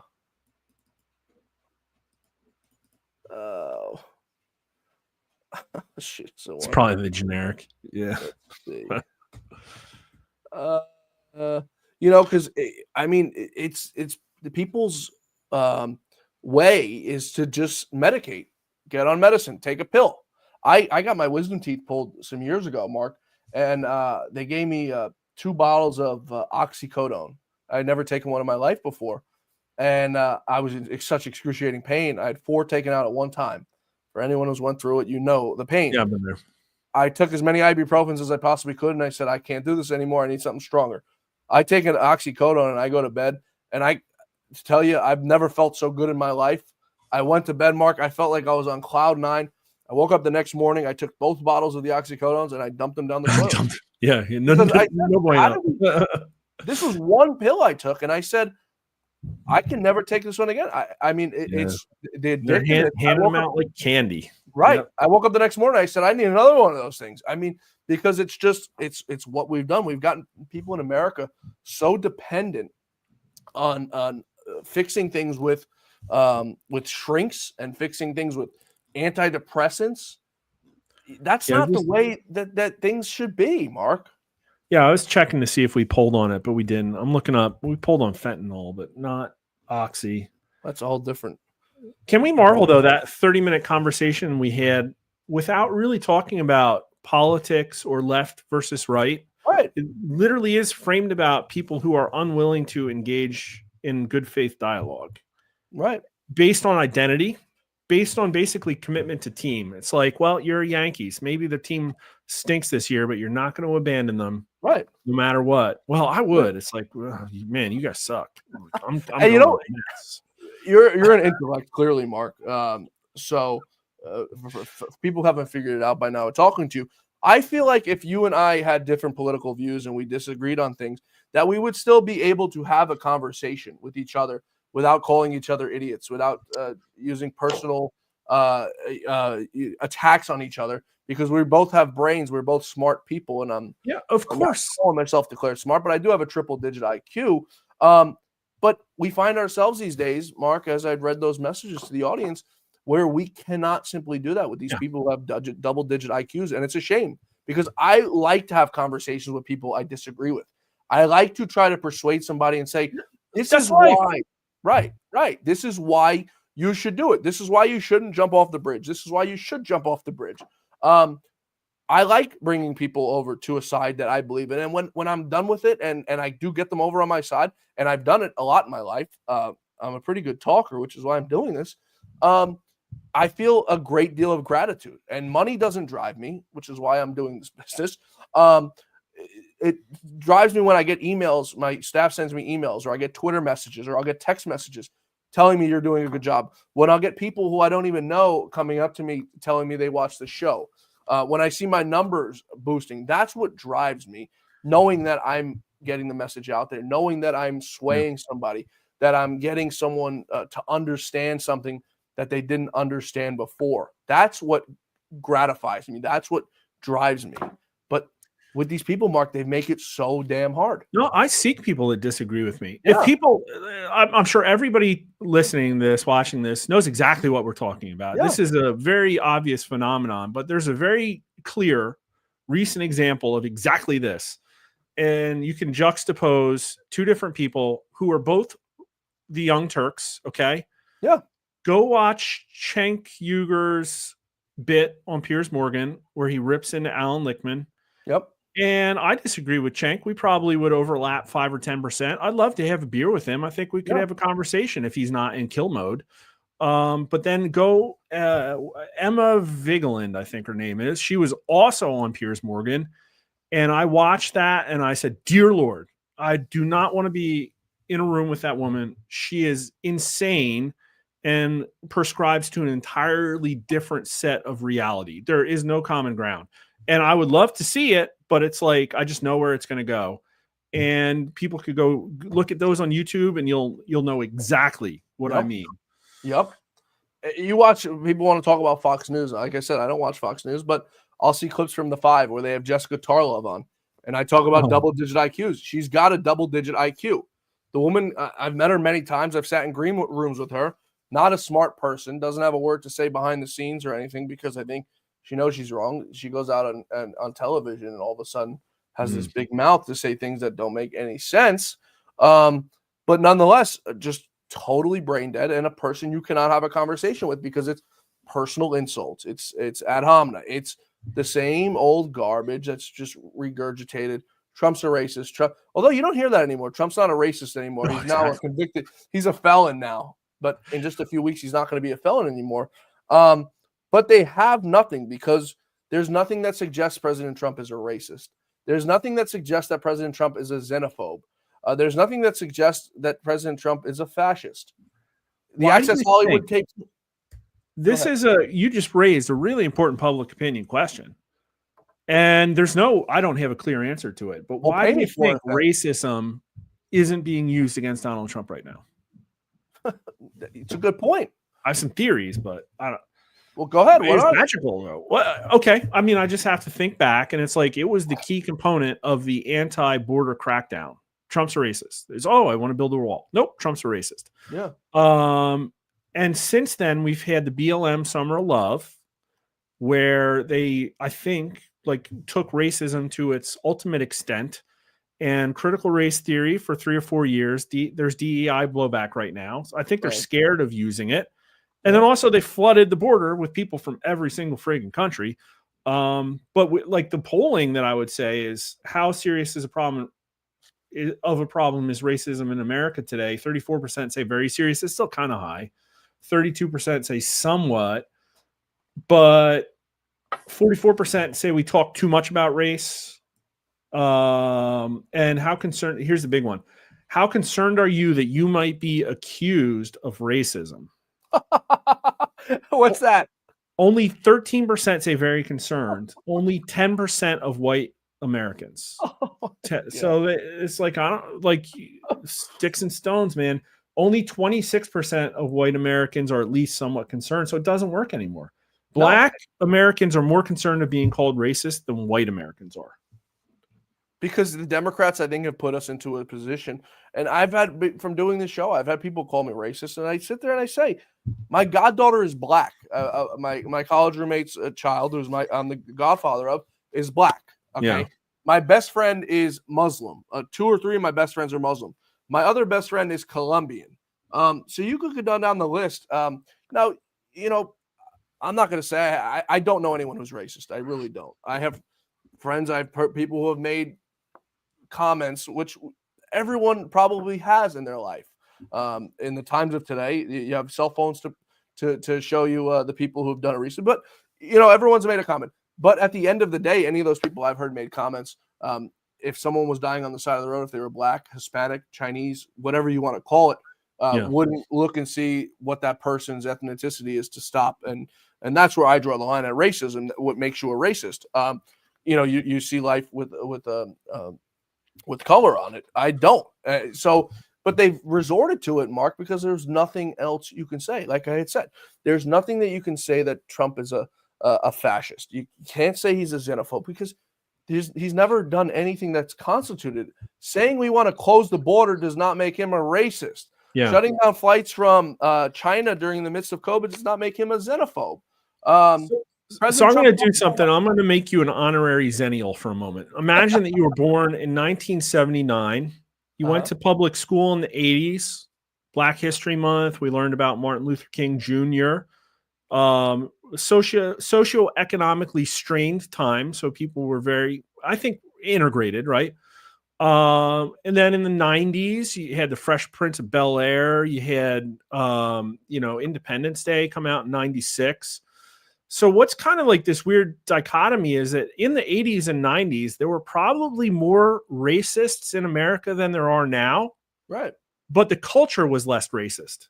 Now we have fewer racists, but the culture is much, much more racist, in my opinion, which is kind of wild. I would just love to go back to the 80s where we were all friends with each other. And you made jokes at each other and you made jokes about yourself. Yeah. But I mean, I was in the Navy in the 90s and 2000s, and it was racially diverse and nobody cared. And it was like not a big deal. And it was only when the hustler class decided that there was a new mark that they had a vector into the government and corporations to force this as a wedge. That's where we're at now. And it's been horrible. I think there's blowback. Like that polling showed there's blowback. Nobody cares. Call me Right. racist. I don't care. Yeah. Right. And like you said, I mean, it's like comes down to being like a human and having a sense of humor. Like I said, I have a lot of Spanish friends. So when I'm in Colombia or I'm in Puerto Rico, I refer to myself as the white boy. And, everyone laughs about it because it is what it is. I mean, without you, when Tony Hinchcliffe made the comment about Puerto Rico being the floating island of garbage, I got into an argument with Peter Navarro over on Twitter because I said, we can't let this divide us. Yeah. Comedy is what brings us together. It changes people's lives. The day you let comedy die in America is the day you let America die. No joke. I mean, we told the nationality of choice in the 80s for jokes was, right. You might not know it. What is it? Do you know it? No, I'll let you go ahead and say it. Oh, it's the Polish jokes. You don't remember that? No, I mean, I've heard of plenty of them because I'm Polish myself. Okay, well, I didn't know if I was. I didn't want to make the wrong assumption, and then someone called me. I didn't know what my Caucasian heritage was. I could have been 100% Polish for all I knew, but we still told the jokes. And know, like, an Italian guy walks into a bar. Like what? That's just what. My uncle, who's full Italian, still calls my father the Polak. Yeah, because that's what he used to call me. We're Polish. You can say, "Oh, look at you guys talking about not being racist and telling racist," but it's like this was the culture. This is what you watch George Carlin say this stuff on TV. Right. Like that's what the culture was, and it was a less racist time. Everybody was happy about it. But then you look at, and I'll use Spike Lee for everyone who doesn't know Spike Lee, for example. Spike Lee hates white people. Big Knicks fan. Yeah. He genuinely hates white people. He's said it. He's exhibited behaviors. He runs an all-black production company, no white people. That's someone who's a racist, discriminating against any, color or ethnicity or anything like that. That's someone who's an inherent racist. President Trump, like I said, saying he wants to build a border wall or saying this or saying that. Tony Hinchcliffe saying Puerto Rico is a floating island of garbage doesn't make him racist. People have to get that through their damn heads. And like I said, the day we let comedy die, Mark, is the day we let this country die. And I think some of these depressed psychopaths who are on antidepressants because of, by the way, I think it's funny. I actually, people who are on antidepressants for other reasons who have hard lives, I pity you guys and I feel sorry for you guys. But these people who have Trump derangement syndrome who are on antidepressants, I think you're a laughingstock and you're a loser. Because if you are that weak-minded that you let somebody get into your mind who absolutely has no impact on your life, except for for the better, I would say, generally, right?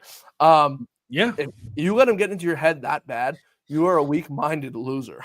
There's no nice way to put it, Mark. No. Try open your eyes, exercise critical, rational thought, try and do better. That's you'll feel better. Man, that's comedy, something we haven't pulled on a lot. We should do that. I think it's important, Mark. It really have any of it. It really is. I mean, for a company that does as much polling as you guys. By the way, we do a ton of we do Oscars and Emmys and movies. We do entertainment. This is just something that's flown under our radar for the last 20 years, and it's important. It's like a very important window into culture. For some people who are interested in O.J. Simpson, we have some news for you. There's apparently a tape that's of O.J. Simpson from an ex-bodyguard who has a confession of O.J. Admitting to the crime he's been I almost said convicted, acquitted of. Sort of interesting now that we find out about it. Also in other news, Miami-Dade County, which was Democrat for the longest time up until about a month ago, debuts, you ready for this? President Donald J. Trump Avenue. Donald J. Trump Avenue.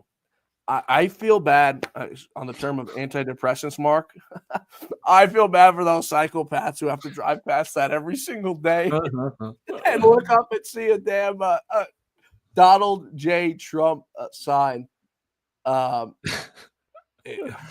it's truly. Dude, where'd you see that OJ thing? That's crazy. We were speaking about race in America. That was a pretty seminal event there. The New York Post has it. Wow. I'm looking at a cup here I've got from Tucker Carlson back at Fox News. I don't know if you can see that here. It's Tucker Yeah, Carlson yeah. on one side. I forgot this fellow's name on the other side, but it sort of resembles you a little bit. No. I think it's Tucker Carlson's arch nemesis. I can't think of his name. He's a writer for somewhere. It slips my mind. This is incredible. We pulled on O.J. Simpson too. Everybody hated him. Really? Yeah, 2017. I guess the only time we did it. 4% very favorable, 12% favorable, 55% very unfavorable. So like 80% almost unfavorable opinion, and 61% of Black Americans had an unfavorable opinion as well. And everybody wanted him. Should O.J. Simpson be paroled? Yes. But 42%, a plurality of Black Americans wanted him paroled back in 2017. Yeah. We've got some good news coming out of the DEI department from Bleeding Report. Southwest Airlines, which I've only flown once in my life, announces they are putting an end to their DEI employment practices. Yeah, the big one was Walmart. My former employer, the Robbie Starbuck, got them to capitulate. We'll see. Time will tell. There were a lot of things within the company that, but beyond just like the typical DEI headline stuff, that they really need to reverse. Right. So, I had dinner with a friend a few weeks ago, and for everyone who doesn't know, my background is not in journalism. I kind of got thrown into this, but I'm happy I did. My background is in the airline business, and by trade, really? I'm a pilot. Yeah. So I had dinner with a friend of mine who's a pilot a few weeks ago, who now works for a great airline, Delta Airlines, one of the best ones there is, probably the best airline in America. And he said he had met with a recruiter to go work for American Airlines before he got hired on Delta. And the recruiter looked at him, and now he's a white fella, straight white fella. He wears a "What Would Jesus Do" bracelet on his wrist. Evangelical man, goes to church every Sunday. And the recruiter met with him, and after the event, off the record, said to him, so and so, you're never going to get hired here. He says, why? Yeah. He says, this is between us. You're a white male. And he looked at me. He's like, are you effing kidding me? But that's now you putting that in the cockpit of planes. And I mean, that's only the start of it. Yeah. For people who don't know, some years ago, air traffickers got rid of college degrees as a prerequisite to become an air traffic controller. Now, I'd argue as a pilot, air traffic control is just as important as being an airline pilot, if not more important. You have a screen with blips on it, and you've got to make sure that these planes aren't hitting each other in the air. It's scary to think now that your skin color, your ethnicity, your race, your gender, who you sleep with, and by that I mean gay, straight, whatever, determines if you get a job or not. In some jobs, Mark, that are literally like no, this is the issue.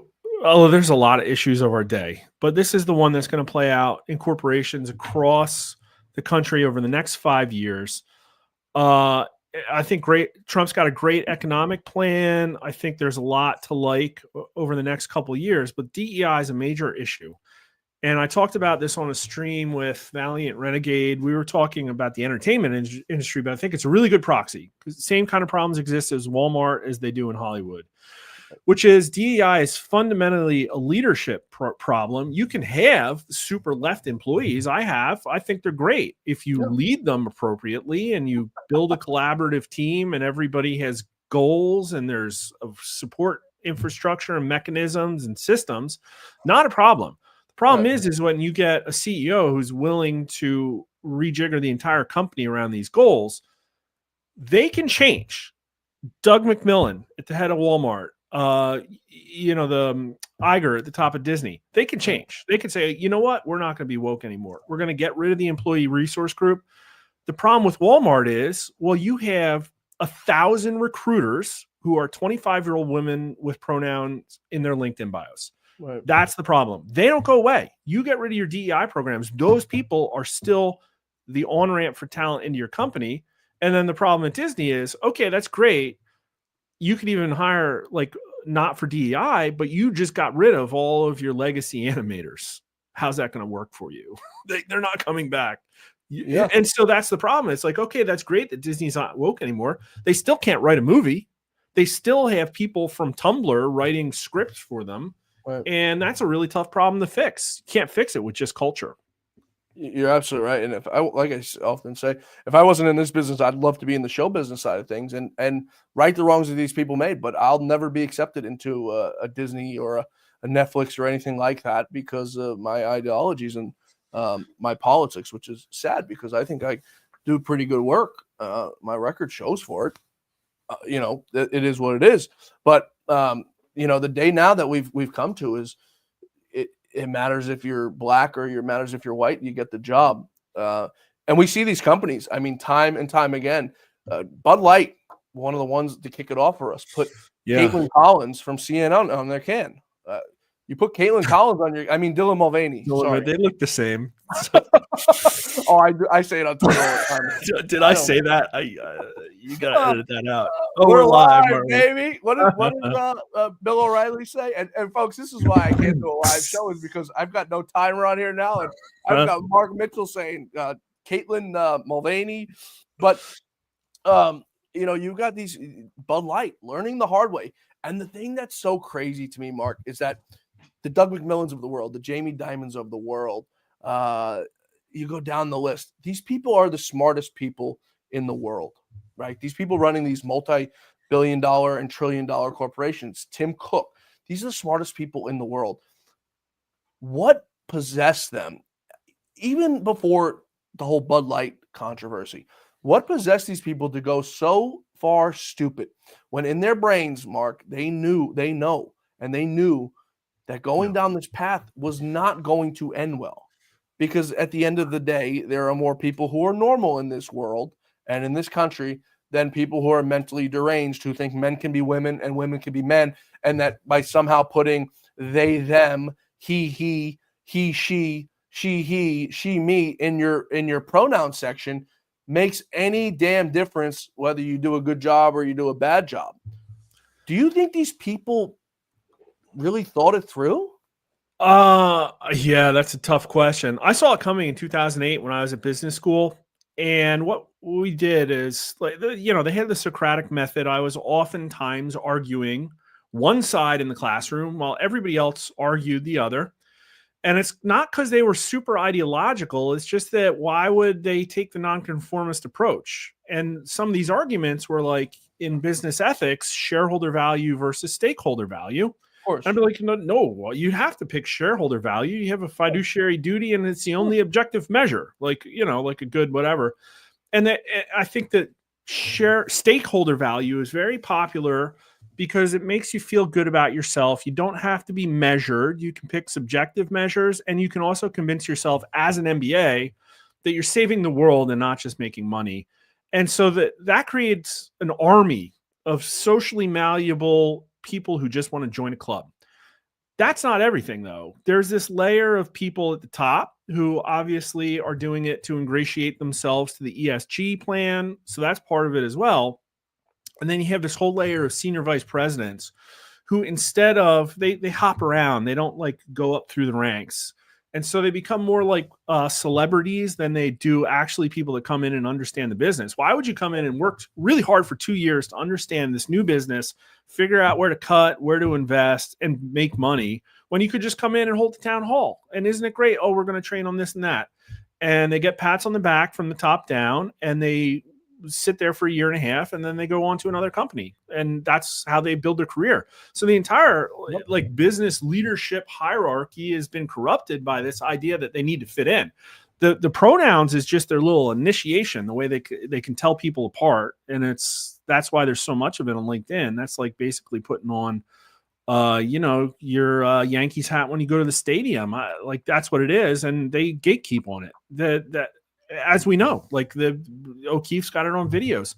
They absolutely do this stuff, and it's horrifying, and they can't change it. The ship doesn't turn on a dime. To your point, you go look at people who are unqualified for jobs. Go look at who's running Boeing and go look at his background. Why would you have an attorney, someone other than an engineer running an airplane manufacturer, a company who makes commercial airliners, that makes, I think the bulk of their business is done in the military industrial complex. So they're funding our military and our military aircrafts. You look is at he the a chair. revolving door guy? Is that what he is? Yeah, but still, even before him, a lawyer. You look at who's running the Fed. Do you know Jerome Powell's not an economist? Did you know that? He's actually a lawyer. Go figure. Another lawyer ruining America. It seems to be the trend these days, Mark. If you go to law school, you can go find yourself in some sort of institution that you do not belong in. You're not practicing law, but running a company that you know absolutely nothing about. And those days of these people, you go look at like the guys who used to run. I'll use banks for an example because my father spent a lot of time in banks. Citibank, Sandy Weil, a banker, ran the thing for years. And then you start bringing in people who don't know banks. Vikram Pandit went in to run Citibank. He was a hedge fund guy. He ran the place into the damn ground and needed a bailout from the government. You go down the list of people. I want to go off on a little tangent here. In 2020, it was like the first time you mentioned Reddit a lot. And I had no idea what Reddit was, but now I must admit, when I'm in need of an answer or something, I often find myself on Reddit because you find yourself looking for getting responses from people who are like-minded people like you, or give an opinion on things that you need or whatever. And you can go on there for anything. You can ask, what's a better TV? And I used it recently to buy a new TV. But going back to Reddit, in 2020, it was the first time in my lifetime we saw the small man win. And for those of you who don't know what I'm talking about, there was a subreddit channel called Wall Street Bets. And it was just a group of young guys who knew nothing about Wall Street, knew nothing about the markets. They were gamers, I think, in fact. They knew about video games, but they go on this thing and they start a Reddit sub-channel about placing bets on Wall Street. And every single day, these guys would convene, and they literally got it to a point where they were driving companies either up or down. And now these are a group of people who, like I said, know nothing about it. And the guys on Wall Street, they were pissing them the hell off because these are the guys who went to Harvard. These are the guys who went to Yale. These are the guys who went to, sorry, Mark, but these are the guys who went to Penn. I didn't get anything out of it. These are the guys, Mark, who are making millions. They're the smartest guys. And they're getting their asses beat by a bunch of idiots. And I don't mean idiots. These guys are brilliant, in fact. But in their eyes, idiots who are just going out there trading for fun. So I get into Wall Street Bets. And, I have my whole family. Are you holding GameSpot? I never owned GameStop, but I'm going to tell you about one. And the audience will appreciate this one because Lou is involved in this one. So I tell Lou about this. And Lou would often call me and ask my advice on stocks. And now I did a fair amount of reading, and I'd give Lou, I must say, every stock I've given Lou, it made him a lot of money. So I call Lou one day and I say, all right, I've got a next stock. And he goes, what is it? I go, Bed Bath & Beyond. Looks at Bed Bath & Beyond. He goes, it's $4. You look at the financials of this company, this thing's a financial ruin. So I called my dad who's in Wall Street. I said, Dad, what do you think about Bed Bath? Stay the hell away from it. Stay the hell away from it. All right. So I call Lou. I go, all right, Lou, I just bought X amount of Bed Bath & Beyond at like $4. Lou goes, all right, you know what, partner, you're in it. I'm going to be a good sport. I'm in it with you. Little did I know, Lou bought a little bit more than I did. So we buy this damn thing and we watch it, Mark. We go from maybe it was $2. We watch it go 2 to 4, 4 to 7, 7 to 10, 10 to 11, 11 to 15. When was this? This was in 20. It was during COVID. It had to be 2020. Okay. So we watch it, Mark, go all the way until almost $60.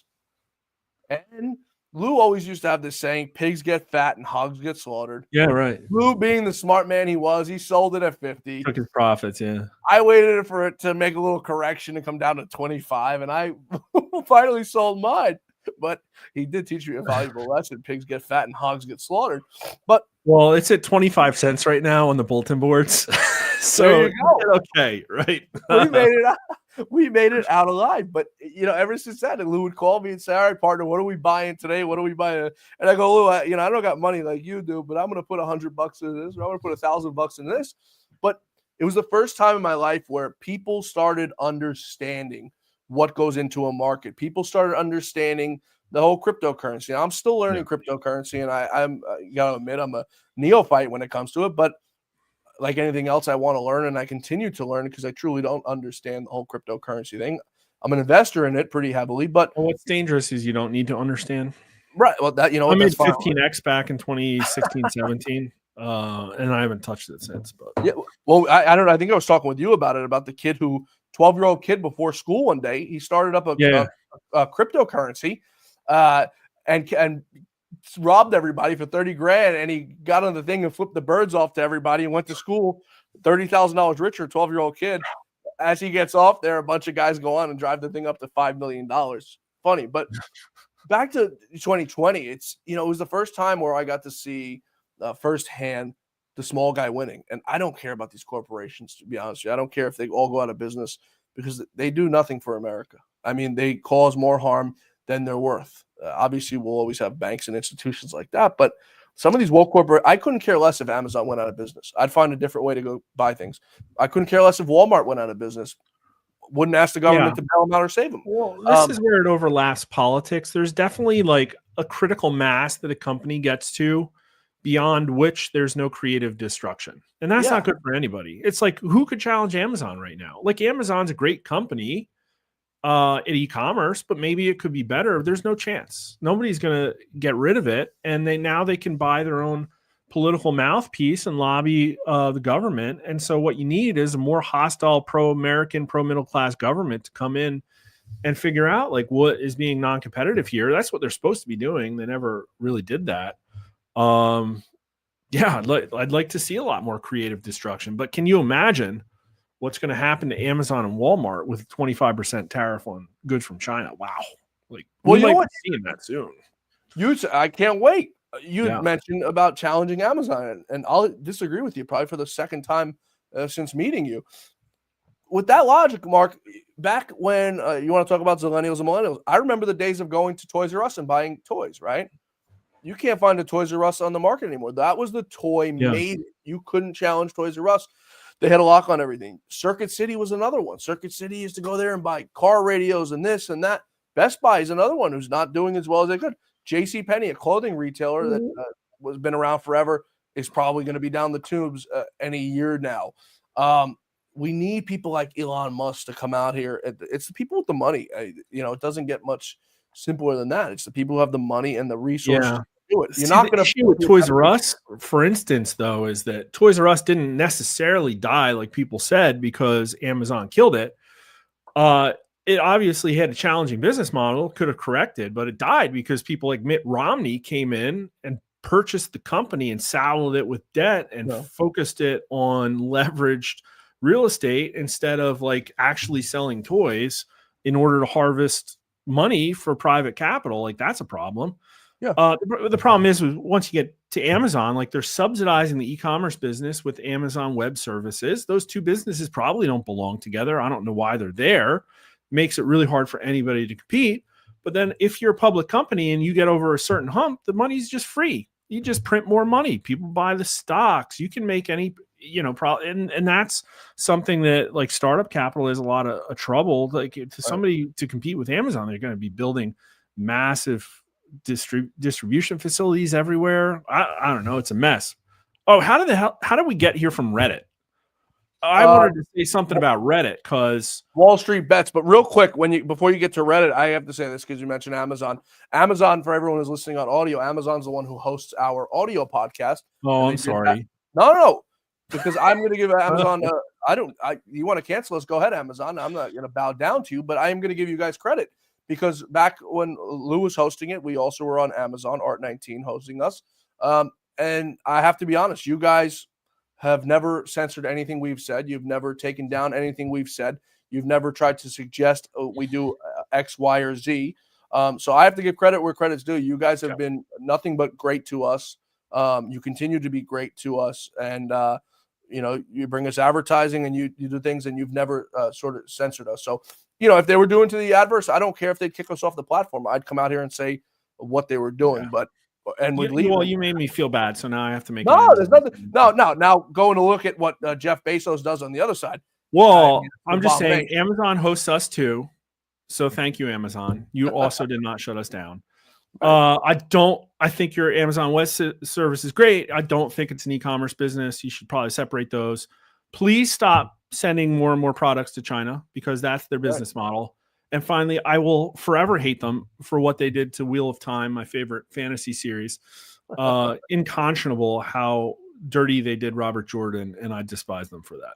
So, So back to now that we've got that off of our chest, what were you saying about Reddit? Oh, Reddit is the biggest sleeper problem. Everybody, they dragged Mark Zuckerberg up on the Capitol Hill, and they talked about all the shadow bans he's putting on people on Meta. We have a shadow ban as well, I'm pretty sure. We all do. Censorship's horrible, but everybody's overlooking Reddit because I don't think I could design a better intel agency honeypot if I tried. And I'm not making any accusations. I'm just saying that it has a lot of very interesting content. All of the best content, if you have specialized interests, I'm on a lot of subreddits there, I think are very interesting. And yet they have a method of anonymous moderation that is heavily utilized to craft narratives and indoctrinate people into ideologies and get them off on like some pretty bad tracks. Just saying. And I think we know, I'm not going to say for a fact, I want to speculate though, that people say that the second biggest political subreddit, one of the anonymous moderators may have been Ghislaine Maxwell, just saying. Oh my goodness. So that's where we're at. And it's like, maybe that's just one data point, but Reddit's one of the biggest websites on earth. It has a very big reach for young children. Maybe not as much as TikTok. I think a lot of bad stuff is on there, right? And nobody cares. They forget about it. They don't talk about it. I think Reddit helped Trump win in 2016. I think that's a massive story. I say that to people tapped into the political spheres, and they say, "No, it didn't. What are you talking about? I never heard about that." Look at you, like Wall Street Bets. They're literally, they are using stocks as a weapon to attack major hedge funds. Nobody talks about it. I love it. I think it's absolutely brilliant. I just was looking up because I remember seeing it somewhere. Serena Williams, the famous tennis player, her husband is the one who started Reddit. So for everyone who doesn't know that, Serena Williams actually, what I've been told, a closeted Trumper. So we love Serena for that. A great American. Alexis Ohanian, right? Yeah, Alexis Ohanian. But no, I mean it's it is a dangerous thing. If you stay on there too long, you could find yourself going down rabbit holes. And for anyone who loved Lou, know what Lou thought about rabbit holes. But it does give people the freedom to, get an answer that's unbiased, or get two sides of an opinion, or things that you don't get by turning to Fox News, or turning to the Wall Street Journal, or turning to Daily Mail is one that I read every single day, who I think they do an excellent job.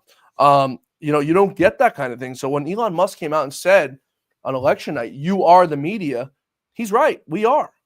We were on election night, and we were doing election night coverage, and we had numbers, Mark, faster and data faster than they did on Fox News. Now, how is it possible that two low-budget operations are able to get election numbers and poll number and analytics out faster than a multi-billion-dollar organization?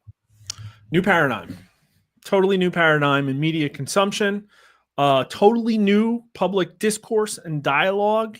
Like we talked about, the people who don't embrace reality are on the ropes right now, and they're going to regroup, and we'll see what that looks like. But I have no idea how it's good. It's not blue sky, and it's not Reddit. Reddit's its own kind of little walled garden. Right. I think there was something special about the Trump part of Reddit in 2016.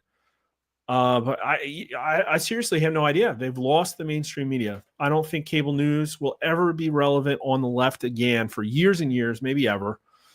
They don't have a Twitter replacement. They're not going to create one because Blue Sky is cringy. And they all know it. They all come back, every single one of them. So yeah, like we're totally new paradigm. Think about it. I can't think of a social media outlet, Mark, that I'd want to go to without hate. I like the hate. I like when people hate on me. I like hating on other people. It's like I said, what makes for good conversation. It's what makes for fun. Going on there and telling Mark Cuban he looks like Rosie O'Donnell, that's fun for me. The fact that you're going to come out here and censor someone for saying something you don't like. I mean, there's a term for it. I can't say it on here. I think everyone knows what I'm thinking. But, I mean, is that the where we've come to? Like, men are just so hesitant and scared to hear like what other men have to say about them. Like, I think it's funny when someone curses at me. I think it's funny when someone says something demeaning to me because I look at them and I'll say it back and I'll laugh at them. I'll say it back. But for these beta males, Mark Elias, this big old tough guy, he wants to go out there and do all this election stuff and be a big tough guy and then hide behind. My favorite's Olbermann. He's Olbermann, another one. These guys are not tough guys, and I'm not a tough guy myself, but like you go out there and you're a keyboard warrior and you're a big old tough guy, and then Blue Sky comes along and they say, "Oh, you can go on Blue Sky and nobody will hurt your feelings." You're like, look at nature pictures. Right. Have fun over there. Come to Blue Nature. We'll embrace you. We'll hug you. We'll hold you. If this guy's being mean, we'll point it out and tell you this guy's mean. Who the hell wants that? What? I don't know a woman who wants that, Mark. Like you gotta unleash your inner Plato. What I tell these people, you know what makes them maddest is my favorite is that I don't block anybody. If you come to my feed, I will look at what you say if I have time and engage with it. But if what you give me is a logical fallacy, what I tell them is you just turned yourself into content, son. You just turned yourself into content. But like, with the Mark Cubans of the world, I love to try and keep myself to like, listen, I know he looks like Rosie O'Donnell. I know the glasses are ridiculous, but I want to make it about something he said 3 weeks ago that he now is internally inconsistent with. I want to. It doesn't register with them. That's I know. Well, that's where the ratios come from. That's what I'm saying. Is like somebody said, "Oh, Mark Cuban said this." Oh, the very next reply makes him look like a total clown because he just like that's what. He's got no self awareness of it. That's the thing that's crazy to me. I feel like getting to Mark Cuban is through the telling him he looks like Rosie O'Donnell because it's funny, it's hysterical. Not I say don't do the name calling, but they've gotten to that level where the intellect and the logic, Mark, doesn't register in their head. When you hit them with the fact and you tell them it's X and Y, and they come back and give you a whole bunch of nonsense, that's when I resort to saying you look like Rosie O'Donnell. Then Collins, this is when you look like Dylan.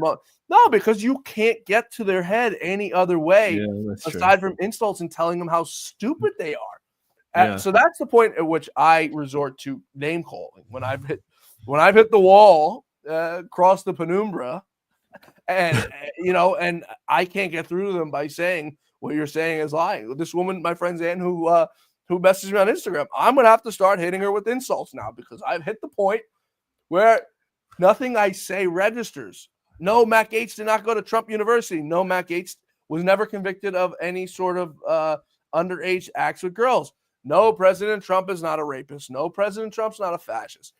It's like there's no other way to get to them. And there is one. I'm trying to find it for you. I might have brought this up before your vacation. I don't know. Really great. This is one of the best things I read all cycle. It's a Wall Street Journal article, opinion article. David Mamet, Decline and Fall of America, Not Yet. People just go look it up and read it. And the key piece of information there is that the most psychologically damaging thing that you could say to somebody that's integrated into the left is that you're going to be ostracized. You're going to be pushed out of the herd. You no longer belong. You aren't the majority anymore. There aren't strength in numbers. And I'm trying to figure out what does that mean in real life? But I would love to get there with you and figure out how to weaponize that on Twitter. I mean, it's unbelievable. And you're a lot more well-behaved. I see all your tweets. You're far more well-behaved and mature than me, and that's fine. It is what it is. I don't care. But I've lost tolerance, and I don't even get mad about it. When someone writes me a hateful message or something, I laugh. I think it's funny. And as I'm sitting there at 2 or 3 o'clock in the morning, like an unhinged person, sending out hateful tweets to people, I'm sitting there laughing. So just know that, people. I'm not sitting there. No, it's fun. And it's only marked because they've driven me to that point. They've driven me. And now Lou was the complete opposite. Lou would always Are you going after Harry Sisson here? Oh, my Harry Sisson's another one. And he's a kid and all. But the funniest thing. Oh, man. Somebody said this is what it would look like if Nick Fuentes and Destiny had a child, and they showed a picture of Harry Sisson. I laughed at that for like a half hour. Oh my, Nick, another psychopath. Harry Sisson. I think he's like a 14-year-old or 15-year-old kid, doing grinding videos with his buddy on TikTok. Like, what is wrong with you? That's not what 14-year-old kids do, 15-year-old kids do. I mean, Oh, the yeah, you're lighting these people up. oh man, I hope you're not looking at my Twitter. But I don't get. And Lou was the complete opposite. Lou would sit there and he'd say, ignore them, and I couldn't, because I knew deep down, me and Lou were very. I'm so mad you never got to meet Lou, because Lou would absolutely love you. And one of these days we're going to come up to church. Lou's wife has asked me to come up to church where you guys go to church with her. So one of these days I'm going to go, even though I haven't been in a long time.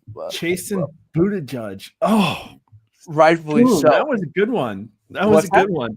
You're Chasten Buttigieg rip about what did I say? The tailpipe. Oh, good. You can read that one to the audience. That was a good one. Oh, okay. Well, who's this guy? Stan Kushner hired a prostitute to seduce his brother-in-law, recorded their sexual encounter, and sent tapes to his sister, all in retaliation for his brother-in-law's cooperation with a federal investigation into other crimes. Whatever. Chasten Buttigieg says family values wins again because they're horrible family people, those Trumpsters. Right. Wait, I'm confused. Is it Kushner's fault his brother-in-law fell for the banana in the tailpipe, or is it the brother-in-law's fault for cheating on his wife? Help me out here. I don't know. I love it. There's logic there. That was above board. A little play on words. But yeah. It's things like that, Mark, that I have a very interesting sense of humor. And some of Lou's going tweets after that Mark Elias. I have a blast with Mark Elias. Some of them get pickups, some of them don't. But Lou was the opposite. He'd say, stop giving these people any clout, and it was easy for Lou to say because he had 2.5 million people on Twitter, right? So anything he put 2.5 million people would see. And I'd say, Lou, I can't. And it's because deep down I knew that younger Lou was identical me. 78-year-old Lou was identical me too. We literally saw eye and eye on pretty much everything, and that's why we got along so well. But I know 30-year-old Lou was sitting there on Twitter, not that it existed, but sitting there angered and wanted to kill somebody. And that's, I'm looking at it a different way. I don't want to kill anybody, but, it angers me. So some of Lou's tweets, it was sort of funny. I'd do some of Lou's tweets back in the day and send them to him for approval. And he'd be like, I don't think we should do this. And nonetheless, the ones that were like the hard-hitting ones making fun of people were the ones that would do like 2 million interactions and things like that. It's because the people, they didn't expect it from Lou. He was a serious guy. And hear Lou firing off a crazy tweet. People were like, what the heck's this guy talking about? What's this guy doing? Well, and I might be able to help you a little bit here. The number one, you're going to love this. The number one trick to being a reply guy is to use the following feed, not the For You feed. Because by the time you see it on the For You feed, the tweet's so old that you're not going to ratio anybody. How do I do that? Okay, you go to home, and on the top it says For You, and that's the algorithm. On the right, it says following. Following is just a sequential list of anything the people you follow dump out. So I follow Keith Olbermann because the second he tweets, I'll see it in the following, and I can be the first reply. And then so if his tweet gets seen by 100,000 people, my reply is going to be seen by 50,000 people. So this is the way to weaponize Twitter, and it'll get you more exposure, and you get paid more too. So you get paid to clown these people. Jesus, you just created a demon. You should have not just told me that, because now I am going to go on a full-fledged hate spree with these people, because I can't control myself. And as Lou tried to help me, ascended to the next level, grasshopper. Lou's sitting there angry as hell at Mark because he just taught me a new trick. But I used to never be on Twitter, and I used to think it was like the dumbest thing in the world. And now I find myself, before I even open up Instagram, which used to be my vice, I find myself going to Twitter because it's just, you can see everything from like weather for the day to NFL injuries to, at the same time, one tweet below, you can see Trump dancing, which has become my new favorite videos to watch. Yeah. It's just such a plethora of information. I don't understand how people can't like it. No, I know. I wake up at 4 a.m. now, tweet for an hour, go back to sleep at 5 for like another hour. Like, yeah, listen, I love Kane. I love Citizen Free Press, but it's like Twitter's got it for, Kane's on Twitter, so like he gets it. But and I often send you Twitter DMs and send you got to follow this guy, you got to follow that guy. And it's like there's news sources. I think one of them I follow is called Leading Report, leading report. I recommend everybody to follow it. They literally have the news out like immediately. Their latest tweet right now: as many as 6 Senate Republicans, or perhaps more, currently hesitant to support Trump's pick, Pete Hegseth, to lead the Pentagon. You're not reading that on Fox News. You're not seeing that on. This is reported through NBC, but you're not seeing it on the screen right there because you can send out a tweet like that and get it out there. It's things like this that are absolutely changing the world. They're making life better for people. They're making us not have to turn. You know how happy I am, Mark, that I don't have to turn on a TV anymore? I turn on a TV one day a week, maybe 2 if the Knicks are playing on Sunday, and I'll watch football. It's the only thing I watch. And people are like, what do you mean you're in this business and you don't watch television? No, because what do I want to? I want to watch people on Fox News, 2 Republicans kissing each other's asses, or a rhino. No, it's all sound bites. Kissing the ass. Right. Yeah, the real business is I will give YouTube its due. I know it's owned by the evil Google mothership. Right. But YouTube's a phenomenal place, and that's where I spend most of my non-Twitter time. I love all the creators there because I do think a culture war was fought and won on YouTube in the last 2 years. I think all of the woke stuff, the pushback started there, period. And in a way that I don't even think the entire conservative infrastructure knew about, used, weaponized, like you got the Daily Wire folks on there making a ton of money. You got a lot of independent influencers that have really come up big, but it's the entire network. I mean, of everybody. And it's like they do a stream, somebody goes on somebody else's stream. It's all like joined ranks. It's really crazy. Yeah, they're total. And I gave credit where it was due with Amazon. I'm going to go out here and call it YouTube for being a bunch of pansy losers. I think we're on our YouTube channel. We've got 2 strikes on there. The third one we're off it. And I don't care. I test it every single day because I don't care. Go ahead, kick us off there. I don't care. I'm not going to cater to you and bow down to you. And you know what the 2 strikes are for, Mark? Medical disinformation. Yeah, of course. The only people I've had on this show, and Lou had on this show to talk about, very few doctors we have on this show. Dr. Harvey Reich is one of them. Epidemiologist, undergrad at Ivy League schools, medical school, Ivy League schools. That was one of them. Dr. Oz, another one we've had on this show. Maybe 3 or 4 doctors that we've had on the show. All very, give you very a strike for Dr. Oz? I don't know. I don't think it was Oz, but I'm just. How old were those strikes? That's wild. Recently, last 6 months. Dr. Peter McCullough, another one, and Dr. Robert Malone. I think they were the ones who got us the 2 strikes. But I'm not going to sit here and apologize to you. We have Rumble, which we do a good audience on, and this audio is we do a massive number on. But they censor us for medical disinformation. So I asked YouTube, and I'm going to go ahead and find this after we do the show here. I said, what part of it is medical disinformation? If you can tell me what's medical disinformation, what was said by Lou, or if it was me at the time, what was said by either of us, or what was said by the doctor, that is incorrect. Because if something that was said incorrectly, I will go out here and I will write a retraction personally and have Lou or myself read it on air. Oh, I'm sorry, we can't get into particulars about what it was about. Well, I'm sitting here willing to admit a wrong, even though I know there was no wrong there, which is why I wrote that email. Willing to admit a wrong, willing to accept responsibility for a wrong, and willing to correct a wrong, and you can't even tell me what was wrong about it? Interesting, right? We're well in. And now what you have is the report from the congressional committee to shove in their faces and say, oh, look at this. Bipartisan committee of people on Capitol Hill said X, Y, and Z. So that's wild. I think I've gotten 1 strike, and I think it was from putting Steve Bannon videos up. They really hate that guy. But we've never been. In fact, YouTube has been our #1 partner in spreading medical disinformation. So I don't know how you guys got a strike for it. But yeah. They've shown our vaccine polling to thousands and thousands of people. You must have got hidden in the algorithms because we were flying under the radar, I'm sure. But yeah, it was 2 back-to-back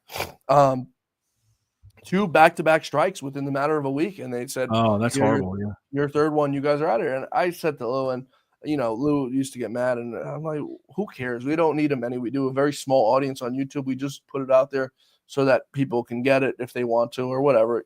Some people don't like going to Rumble or wherever else we broadcast it. But I mean, it literally just, it's crazy to think that when I go to you and say, what did I do wrong? I'm willing to apologize for what I did wrong and make right what I did wrong. And they come back and say, we can't tell you what you did wrong. And that's when you know that you did absolutely nothing wrong. Well, preserve your documents is all I have to say. We got to hope these guys, we'll conclude with this. We've got to hope these guys in this Congress, and, you're going to be responsible for this as much as I am, Mark. We've got to keep the pressure on these people. And I'm not saying this is fair game. We're going to hey, what is your favorability rating of Google? A respected scientist did a study that suggested that 21 million people had their minds changed up by Google, blah, blah, blah. Is this a good thing or a bad thing for democracy? Would you support or oppose a congressional investigation or an investigation by the Federal Election Commission into election interference by the internet giant Google? I mean, these are valid questions. I think we should poll on them. Yeah. And I don't have any hostility towards them. Okay. But how can we live in a country, a representative democracy, when the largest corporate giants are credibly accused of election interference? Right. It's not going to work. Yeah. And, the other thing I think we got to keep our foot on the pedal on is, you just mentioned election interference, the 2020 election. I want to know what the hell happened, Mark. And I'm sure you do more than I do, because you did some numbers.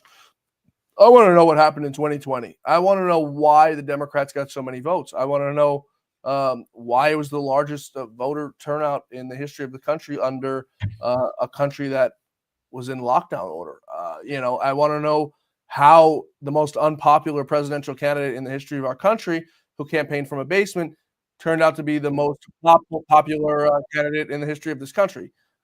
There's things like that I want answers to, that I think as Americans, we deserve the answers to. Yeah.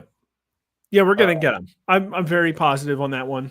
I've called for a National Election Integrity Commission. I'm not sure what form it's going to take, but I've heard that they're talking about that behind the scenes. I think accountability is coming. I think people, multiple people attached to the Trump administration or campaign, have said that there will be accountability. Trump himself said, do not cheat in this election. You will go to jail. Chris LaCivita said, according about people in Bucks County, they will all be in jail. And I think that people saw this coming. I do think that there was probably an aspect of evidence collection that was happening. And I can say from a public opinion standpoint, people think that 2024 was less dirty than 2020, although they still have some concerns there was cheating. I think the number was in the 40s. That's way better than the 66% who thought it was going to be stolen going into it. Right. Something very special about the 2020 election that completely lost everybody's faith. And I do think they didn't. I think you got two things going on. I think you have the normal Democrat playbook, and then you also have, in 2020, ubiquitous mail-in ballots. Yeah. I think those two overlapped to create a perfect storm of Biden ridiculousness. And we don't have the mail-in thing to the same extent, but you still have the traditional Democrat playbook, which I don't think got worse. I think it's only getting better, and it will continue to be a problem. Yeah, I will agree to disagree on the playbook. I mean, this playbook, I thought they ran this last time, was asinine.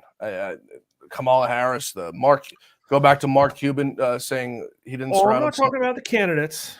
I'm talking about all the stuff that happens underneath the grassroots. Oh, okay. All the stuff that the sun don't shine on. You're talking about the thievery. Yes. Yes. Because of the candidates, I mean, they couldn't have done any worse than they've done aside from the candidates. I mean, the people I think Newsom would have been laughable in his own special way. I think Gretchen Whitmer would have been an embarrassment as well. Like, I don't think any of them were great. She was definitely a bad candidate, but to be honest with you, our polling and Biden's internal polling both showed that he was going to win or lose in a massive 400 electoral college vote landslide. Apparently, her polling said the same thing, though. The stuff that we heard leaked about the internal polling was specifically, I think the Baldwin camp said, "Oh, she's down in what's Baldwin, Wisconsin?" Or I always mix it up. Wisconsin, I believe. Eric Hobby. Yeah. So that one she was down in, and I'm like, "Oh, look at that." that means my polling is to the left of, because I had him tied or Harris up. So that was one of the first data points I had. Wow, the Kamala Harris internal polling is to the right of Rasmussen reports. Right. And that's all we heard. And then after the fact, David Plouffe came out and said, well, her internal polling never had her winning. Doesn't mean how much. I think it was probably something along the lines, probably a little bit to the right of us, because I was about a half a point too left. So probably accurate. She was never going to lose. Trump was never going to win in this election more than 312 against her, I don't think. Yeah. So she saved the Democrats down ballot and got them 85 electoral votes. As a crappy candidate, you know what I mean? Like, it's closer. It was closer than it should have been. And everybody can say, oh, well, $2 billion and the actors didn't really buy him anything. Well, maybe it wasn't her. So was it really her, Mark, or was it the thievery? It was the Democrat game. That's what it was. And it's like, you got to spend that $2 billion, but some of that money is going towards, mobilizing nursing homes and busing people from Chicago to Milwaukee. Right. Like, they know what they're doing. And, the Republicans are getting better bit by bit. But it's a different type of warfare. It's you're not going to fix it until the legal aspect is addressed. A state we talked about a lot in this election. By the way, I want to point something out before I get to that. Let me write that down before I forget. But the hell, it just slipped my mind. We still have a race, Mark. We're still waiting on one congressional race to be called. Oh, dear Lord. Explain to me how a month after the election, nearly a month after the election, do we have a race in California? Now, the one where another California race that I think her name is Michelle Steele hung up. She was leading. Boom, all of a sudden she loses by a few hundred votes. Yeah. We now have one more race was Republican. I think his name is Durante or something like that. Yeah. Durante is up, and now all of a sudden it flips, and it's the last one we're waiting on. How the hell in America, a month after the election with a congressional district with less than 1 million people in it, are we still counting votes? I mean, it's right before our eyes, and nobody's talking about it because it's only one seat, but the one seat makes a difference because President Trump nominated a few people who are members of Congress to serve at various roles. Elise Stefanik. You've got Waltz. You've got Gates leaving Congress. I think you've got one or two more congressmen, which now puts it, if they lose all those seats, at the Republican at a 1-seat majority. Some people may say it's only one seat. They have a 6-seat majority. It's not a majority. Factually, it's de facto. It's not a majority. This tells me a couple things. Okay. First, I have conjecture, and then I have an assumption. Okay. The conjecture is that if Trump picked Matt Gaetz, Trump picked Kash Patel, Trump has a list of things that he's going to take a wrecking ball to quote words that other people have used. I don't think a post-2020 Trump is not going to do something to address election integrity. So I think that's coming. What form will it take? There's nothing he can do now. There's nothing he can do about the California races. They've only been in charge of the RNC for 6 months. It's not enough time to clean house. They don't have the resources. They don't have the funding infrastructure. They don't have control of anything in DC at all, except for like literally the building of the RNC. So I think that's coming. And then the other is, based on those picks, pulling people out of Congress, not bringing more attention to these congressional races, not doing more, in my opinion, than they could have done more stuff to make sure that MAGA candidates were running, to make sure they were being funded. It didn't happen. And so my assumption is that Trump's plans do not hinge on legislative wins. Yeah. Not what it'd be great to have, but like, obviously he's going to be focused on executive orders and cleaning up the apparatus. And I don't know what kind of laws are going to come up. They're probably going to need to, but if the House and Senate are deadlocked for the next year or two, like, is that such a bad thing? I don't know. Yeah. Yeah. As I was talking to my father, he said it's actually not the worst thing in the world to have a deadlocked Senate when it comes to the markets. So if you look at it from one way. The thing I had mentioned, right? The thing I had mentioned before was New Jersey coming into play, and I see you talking about it, and I hammered you on it a bunch of times as we spoke before the election. I kept saying I think New Jersey's in play. I think New Jersey's in play. New Jersey's in play, and you told me it's not in play, and I have to admit It wasn't you were in play. right. It's still not in play. No, I understand that, but you Right. had said brought up a good point on Twitter. And you said if the Democrats say Arizona and Georgia and Florida are in play, then New Jersey is in play, and New Jersey is going to be a swing state. Oh, yeah. But you look at guys like Scott Pressler, and he doesn't get enough, I guess, credit for what he's done in Pennsylvania. And some people say he single-handedly won Pennsylvania for Donald Trump. Now, I don't know if that's true or not, but I think a lot of numbers suggest that you err on the side of that's probably mostly true. Antonio Brown has him up for an award. Antonio Brown, the football player, as Cracker of the Year award coming up on December 27th. There goes the racism again. New York Post has him as this headline: "How a long-haired gay giant helped Trump flip Pennsylvania red." I want to be Cracker of the Year. How do you get that award? You know, Antonio Brown. You reach out to him. He's just speaking of. You know what? Nobody thinks it's racist. It's funny. It's a joke. It's hilarious. You know, with it, right? Only the blue-haired liberals would get upset about something like that. Yeah, they would be offended for me. Exactly. How are you not offended? How do you have any self-respect? Huh? All right, here's the math. Well, you said that one thing about New Jersey and Arizona. I think that's a very good point. Arizona went Trump. I think the final number was 5.5. New Jersey went Harris by 5.9. Yeah. So if you draw the line for battlegrounds at 5%, neither Arizona or New Jersey are battlegrounds. But hold on one second, real quick. Sorry to interrupt you, and everyone gets mad at me. They tell me I speak in soliloquies and I interrupt too much. But I have a question. How much did Joe Biden win New Jersey by in 2020? 16 points. Okay. So now you look at a factor of 16 in 2020, and you look at a factor of 5. How, as a brilliant pollster, and I'm not saying this is a joke because I think you truly are one of the smartest pollsters there is out there, aside from being one of the smartest people I have on the show.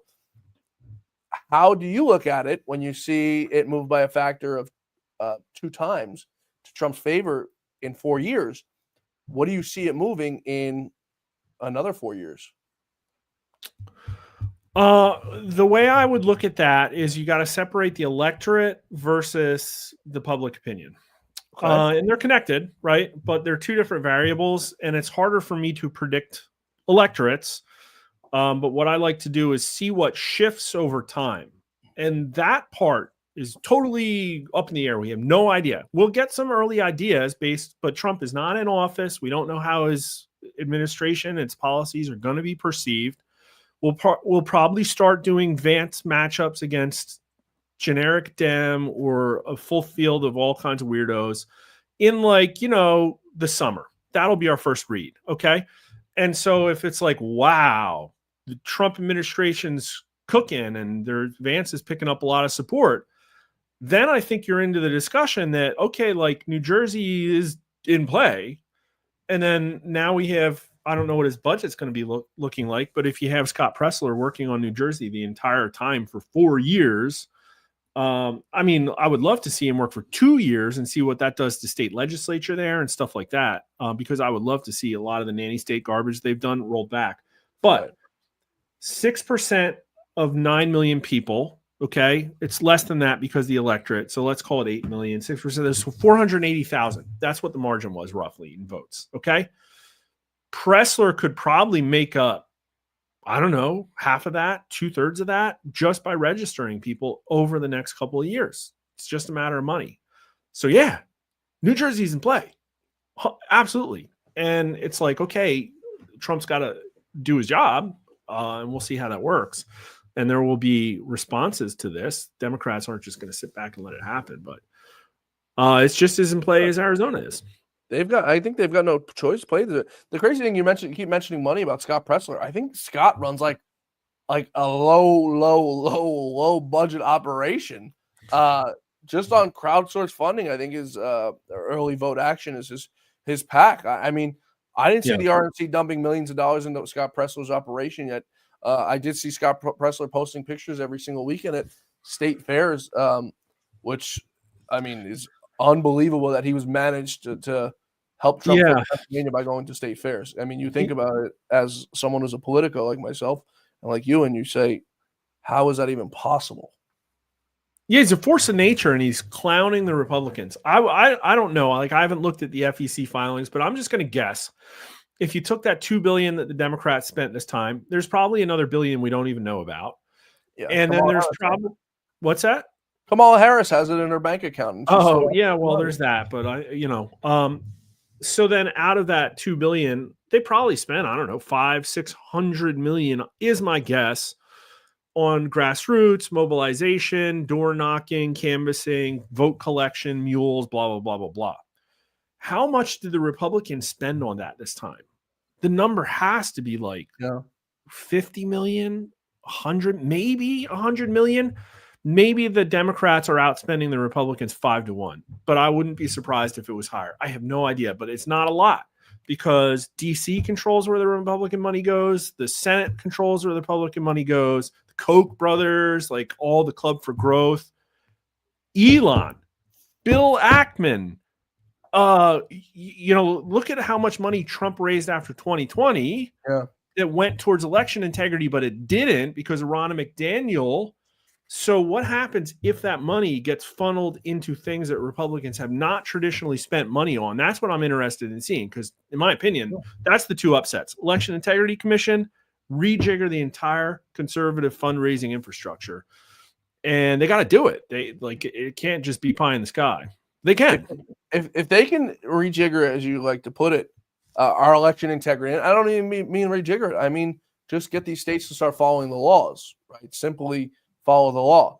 If they can get our immigration issue under control, if we get legitimate censuses drawn in 2030, there's no reason the Republicans shouldn't win elections every single year and not get blown out.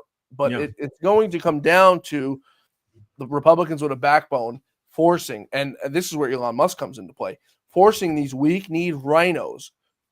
I invite everyone to go look at the senators up for re-election in 2026. They've got to go, some of these folks. Mitch McConnell, one of them. Rhinos across the damn board. We've got to stop normalizing it. The John McCain's of the world, he's gone. It's over. This is the Trump party. This is the MAGA party. We've got to stop normalizing this bullshit. Go look at these senators, conservative. That's what's normal. You started this whole segment talking about Duarte. Okay? Right. Go to Heritage Action for America. His voting score is 41%. Right. The average House Republican is 74%. So he is an establishment Republican guy, totally not aligned with MAGA at all, and he lost. Right. So but he shouldn't have lost by stealing. He should have been lost by Republicans growing a pair and getting him the hell out of there. He shouldn't have lost by losing. Now, I often say this on the show, having a Democrat's the same thing as having a rhino. They're not there when you need them, and they vote the party lines the other time when you don't need them. So it makes absolutely zero difference if you have a Democrat or a rhino. But what I mean is it's got to come down to, Mark, the voters saying enough is enough. It's got to come down to people like you and I educating them and saying this is where they lie. This is where they stand. When I'll never forget, Lou sent me out to go do a man on the street interview on January 3rd of 2021, days before January 6th. And it was before the runoff election of Kelly Loeffler and David Perdue. The question Lou had me asking them, not about the election, why are we down here supporting two rhinos? And I'm like, Lou, you're going to get me killed by these people who are there for a Trump rally. And he goes, no, I want you to ask that question. And he never told me what questions to ask. I would go to him and say, this is what I'm going to ask. And he aired every segment on Fox Business. And he said, I want you to ask them, why are we here supporting two rhinos when we should be supporting a president who just had an election stolen from them? And I'm like, all right, Lou, you know what? I'm going to ask you because you're my boss, but I think you're just trying to get me beat up. And Mark, not one person rebuffed me. Not one person said, well, you can't be thinking like that. 9 out of 10 people sat there and they were taken aback and they said, you're actually right. You're actually right. And this is why Lou was so damn brilliant. And I miss talking to the damn guy every single day because I got smarter as the days went on. Now I'm getting dumber as the days go on. But, we have to stop normalizing it. And there was nobody like Lou, Mark. and I say it all the time, I wish you got to meet him, with holding these people accountable. Lou would go out there and he made more enemies than he made friends, but it was the right enemy to make. The Lindsey Grahams of the world. Lou never going on Hannity once a week. Yeah. No, he was very clear about who he didn't like. There was no ifs, ands, or buts. There was no him calling behind the scenes to President Trump saying, you got to get rid of this guy. Lou went on air. He had a problem with Kirstjen Nielsen, the Department of Homeland Security. He went on air and called her out for all her nonsense. And President Trump was at the border the next day with her and said, Ann Coulter doesn't like you. And by the way, Lou Dobbs hates your guts. This is a news story that you can go read that apparently he said to Kirstjen Nielsen. He went out there and he said it how it is. And there's nobody like that. Hannity's of the world. Yeah, Hannity's a nice guy. He's a good guy. But putting Lindsey Graham on air every single night, what is that doing? That's normalizing this behavior that we're talking about that should not be normalized, Mark. Yeah, I don't like. Is it even Hannity normalizing Lindsey Graham, or is it Lindsey Graham normalizing Hannity? Like that's, you know what I mean? Like they are normal. That's the problem. Yeah. And there needs to be a new change. Listen, there's a lot of great people working on changing conservatism in America and building a new MAGA infrastructure. The problem is that they're all independent actions and they're like, they go on Bannon. That's the problem. It's like you got like the precinct strategy guys. They are right. That's a great strategy. They've been working on it for years. It's going to take another 20 years. That's great. But how does that become a centerpiece of the Republican Party, right, who says, like, hey, Republicans across the country, we're at the top now, and this is the way the wind's blowing, right, and you're not going to be hostile to these guys anymore, and we're going to get somebody in every single one of those seats. Right. Same thing for vetting. Same thing for public opinion. Same thing for grassroots. Like you've been to CPAC probably. It's a bunch of independent organizations just knife fighting each other for scraps. And what really happens is all the money goes to a tight club of folks that just put the same direct mailers out in massive, like, no bid contracts year after year, and it doesn't work. Like I'm making enemies here too. Like they do more than that, but it hasn't been working. Voters say it hasn't been working. You talked about how great Mike Lindell was. Republicans wanted Mike Lindell to be in the RNC chair. Yeah, because they trusted him, period. Yep. They knew that he was going to change. They wanted Harmeet Dillon second after him. Nobody wanted Rana. And that's exactly what the Republicans gave the Republican voters. Oh, here you go. Same old crap. Yep. And we don't have that anymore. And so it's got, like, that's step one. There's got to be 50 other steps. I don't know what they are. And I don't know who's thinking about that. Trump's going to have his hands full. Hopefully Laura Trump, Michael Whatley are up to the task. I don't know what kind of people they're going to employ and work with. Yeah. So here's the solution to it, and I'm no brilliant strategist, but I been in this business. It's really the only thing I know aside from knowing how to fly a plane, which I probably don't even know how to do anymore. But the normalization comes from the Fox Newses of the world. It comes from the CPACs of the world, the Newsmaxes of the world. And I'm not saying these are bad organizations. For a lot of them provide good things. CPAC provides a lot of money to folks. Newsmax is the alternative to Rhino Fox News. But having these people on air, giving them a platform, allowing them to come to spew out, allowing Lindsey Graham to go on Sean Hannity's show and give out his email, his website to donate money. That's normalization. That's allowing these folks to think it's okay. Sean Hannity says he's a Republican, and I don't dispute that he's a Republican. But why is Sean Hannity going out there knowing Lindsey Graham's not a good guy? Hannity loved Lou. I mean, absolutely loved him. And he knew Lou's opinion on Lindsey Graham. And he knows how smart Lou is and how good of an instinctive character he had. What is Hannity getting out of it? He doesn't need the money.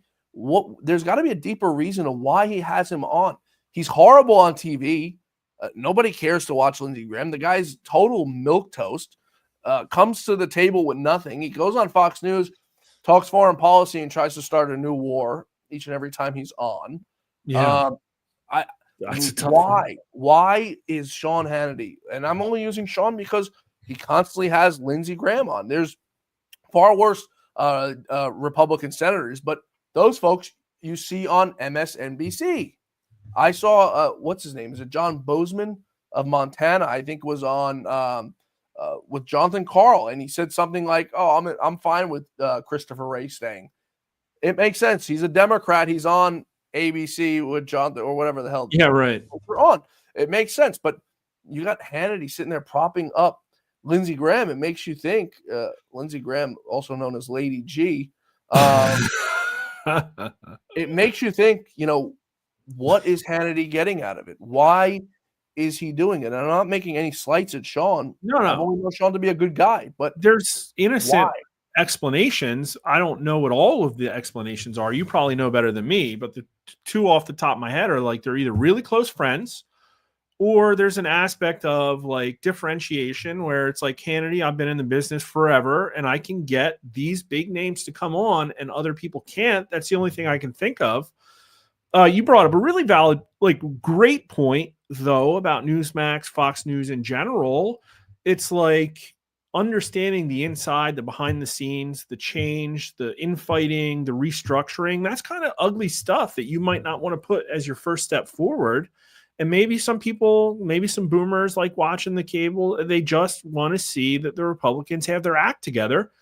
And the truth is they don't. And we all know it because we watch independent news sources and we're tied to political circles. But maybe that's not what you run with on primetime news. I don't know. Maybe just some people can't handle it. So I'll tell you about one of your theories and why it's incorrect. The fact of getting a big guest. Believe it or not, Mark, these guys can reach out to anybody. And when we worked for Lou, if you reached out to a guest, they heard Lou Dobbs, they'd run. I mean, they literally, if you asked them for $100, $200, $300 to get which I've told people actually do this, they are bribed and get money through backdoor channels. I never personally witnessed it happen on any of Lou's shows, because if Lou didn't like somebody, you could have given Lou $1 million and he would have had you on. But these guys can get any guest. When Tucker calls, when Lou calls, when Hannity calls, they run. So the big guest idea, and I'm not even sure Lindsey Graham's a big guest anyway. It can't be good for the ratings. So. I'd take the damn guy. What's his name? Is it Kennedy out of Louisiana? The guy who's always doing the funny stuff. That's Kennedy, not Cassidy. I mean, over Lindsey Graham. Not for nothing. I'm tired of having politicians. That's why I don't have politicians really on the show anymore, because it's the same old BS. Yeah. What do you get out of him? Hillbilly Ranch on Rumble saying Hannity is a rhino neocon. Biggest problem is the traitor neocon Republicans. It may be the case. I don't know. But it makes you wonder why. If you love President Trump that much and you love the Republican Party so much, why are you helping it self-destruct? And I encourage every single person, and I hope Mark does, polling on every single one of these states for 2026. But now's the time, folks. Now is the time for 2026. We're in just over a month, just under a month, rather. We're going to be in 2025. You've got to start supporting candidates. The only way to get these people out is to primary them out. And don't think that someone's too big to go. Eric Cantor was the third or fourth most powerful person in Washington and got ousted by a nobody. It can happen. It will happen. You just have to put your money where your mouth is. Don't give money to these people. $5, $10, don't. They're not helping your cause. Go on conservative. What was the site you were on to see the ratings?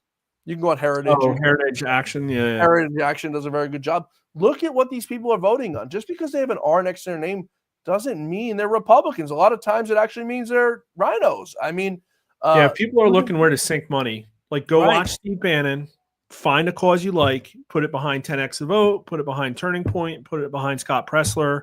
Yeah. Maybe someday in the future, like maybe the RNC now, I think they did a good job this time, as good as can be expected. With what they had to work with. Yeah, right. Exactly. Ronna spent every dollar on Botox. I mean, you go look at that's not even a joke. You can't sue me for that because it's actual joke. Yeah, I remember seeing that. Oh, look at they were spending on decorations and flowers, and it was to the tune of hundreds of thousands. When Lou saw it, man, his heart dropped out of it. I mean, he was furious. They were spending hundreds of thousands on black car service, on flower and floral arrangements, on supplies at the damn Staples. I mean, the most absurd things that they were wasting. And they were staying at like Motel 8s. Right. I saw him post a video at like a motel. Buddy, I wouldn't stay at a Motel 6 for my own safety. and I have before, but I wouldn't now. You'd probably catch me not going away. But that's where the money's being spent, folks. When you guys are donating to these campaigns, and it all goes into a big funnel machine. And I don't think Ronna McDaniel was spending $300,000 on office supplies. I think there was probably a backdoor funnel, no pun intended, that was coming back into her and getting the money back somewhere. These people don't get rich on $200,000 a year, as we've all seen. There's another flow of money coming from somewhere, and you just got to follow the trail of money. But these folks, a lot of them are savvy and sophisticated with how they're doing it. But now people are starting to finally pick up on it. But to my point, stop giving to the RNC. Stop giving to these big institutions. Give to the individual candidate. The dollar goes a lot further. And primaries are healthy. They weed out the garbage. And if you don't do the primaries, you're going to be stuck with Susan Collins. I think she's up for re-election in 2026. Don't be fooled by – now, I'm going to make a prediction because we've seen this happen in the past, Mark. There's going to be a big vote, either her or Murkowski. I think she's up in 26. There's going to be a big vote. Now, I don't know what it's for, and I'm not Alex Jones because he's the guy who does these kind of predictions. And I'm actually going to text Alex after this and give him my prediction. Sure. Yeah. Right. So there's going to be a big vote that comes up in 2024, 2023. I'm sorry, 2025 or 2026, and early in 2026. And it's going to be one that's going to be a make or break on something that Donald Trump wants to get done. This is my prediction. Susan Collins and Lisa Murkowski are going to somehow be tiebreaker votes, and they're going to bring this thing over the finish line. And everyone's going to think Susan Collins is this great Republican. She saved Donald Trump. It's the same thing that Joe Manchin did. And they're going to think that these people are great Republicans. She saved Donald Trump. And we just let off the gas and we let her go for another 6 years. And that's exactly my prediction on what's going to happen, because we see it. The banana in the tailpipe, Mark, it's literally like brainless. It's so easy to do. And that's my opinion. That's what I think is going to happen. But we can't take our eye off the ball. We can't take our foot off the gas. They got to go. I think the new paradigm is going to see right through that. We've got no choice, Mark. Our country depends on it. You get the last word here, my friend. I don't even know how to cap this off. We've been everywhere. Parent your children right. Put them on the step. Give them discipline. Keep your kids off Reddit. Reddit's no bueno. If you're going to run for Congress, don't take the deal. You hire your own people. Hey, if you're actually interested in running and you haven't been part of the precinct strategy, I will say this. Just go out to your local meetings. Just go say, hey, what's my local Republican Party doing? Go to an event. Go to the Democrat event too. Just kick the tires, see what kind of issues they run on. And I think you'll find it's like, oh, these people have no idea what they're doing, like most of them. And so that might be an interesting way to spend your time over the next 2 years. But we're going to be polling. We're Rasmussen Reports. We poll on not just elections, but public opinion. We talked a lot about it tonight. There's going to be a lot more stuff to poll on. Interested in how this whole thing plays out. I hope we get to Inauguration Day safely without any false flags or anything like that. And if people want to follow us, Rasmussen_poll on Twitter, RasmussenReports.com, and we got a YouTube channel too. So Mark Mitchell, a great American, and I encourage you guys all to follow. This will probably be the last time Mark comes on the show, and I'll tell you guys why. I texted Mark at 5 o'clock, and I said, you're going to be around 6 o'clock. I'm doing a live stream, which I don't, after join the show, I don't often do live streams because of issues like this. And he said, how long are you going? I said, it'll only be about an hour, so come on for 15, 20 minutes. And Mark says, cool, send the link, sounds fun. We're now going on 3 hours and 30 minutes, and 20 minutes or so is it. We had Jake Lang on the show, so that means Mark was here for about 3 hours. So I'm not we sure. Still have any viewers? Is anybody actually watching this? We do. We have a few hundred on Rumble. We've got over 1,000 on Twitter, and we'll have this up on the audio version for everyone, which is where we get a lot of views. So we'll have this up. Man, you're like going into Rogan territory. You know, and I didn't do an episode yesterday because I'm sick as a dog. I just came back from Morocco and Lisbon, Portugal, and I'm sick as a dog. And I think the show has to go on. People were writing to me that they were concerned something happened to me. So I said, let me put this to rest. I'm fine. I'm troopering through. I can barely swallow, but I'll make through. And 3 hours later, here we go. So Mark Mitchell, hang tight for just 1 second here, folks. I hope you guys enjoyed our episode here with Mark Mitchell. he's a great American, and his organization does a lot of great work, both for this country and for the political causes that, be it. We need more people in this country like Mark Mitchell. Folks, we'll see you right back here tomorrow for the Great America Show, where our quest for truth, justice, and the American way continues. Until then, may God bless you, may God bless America, and may God bless the great Lou Dobbs. We'll see you right back here tomorrow, same time, same place.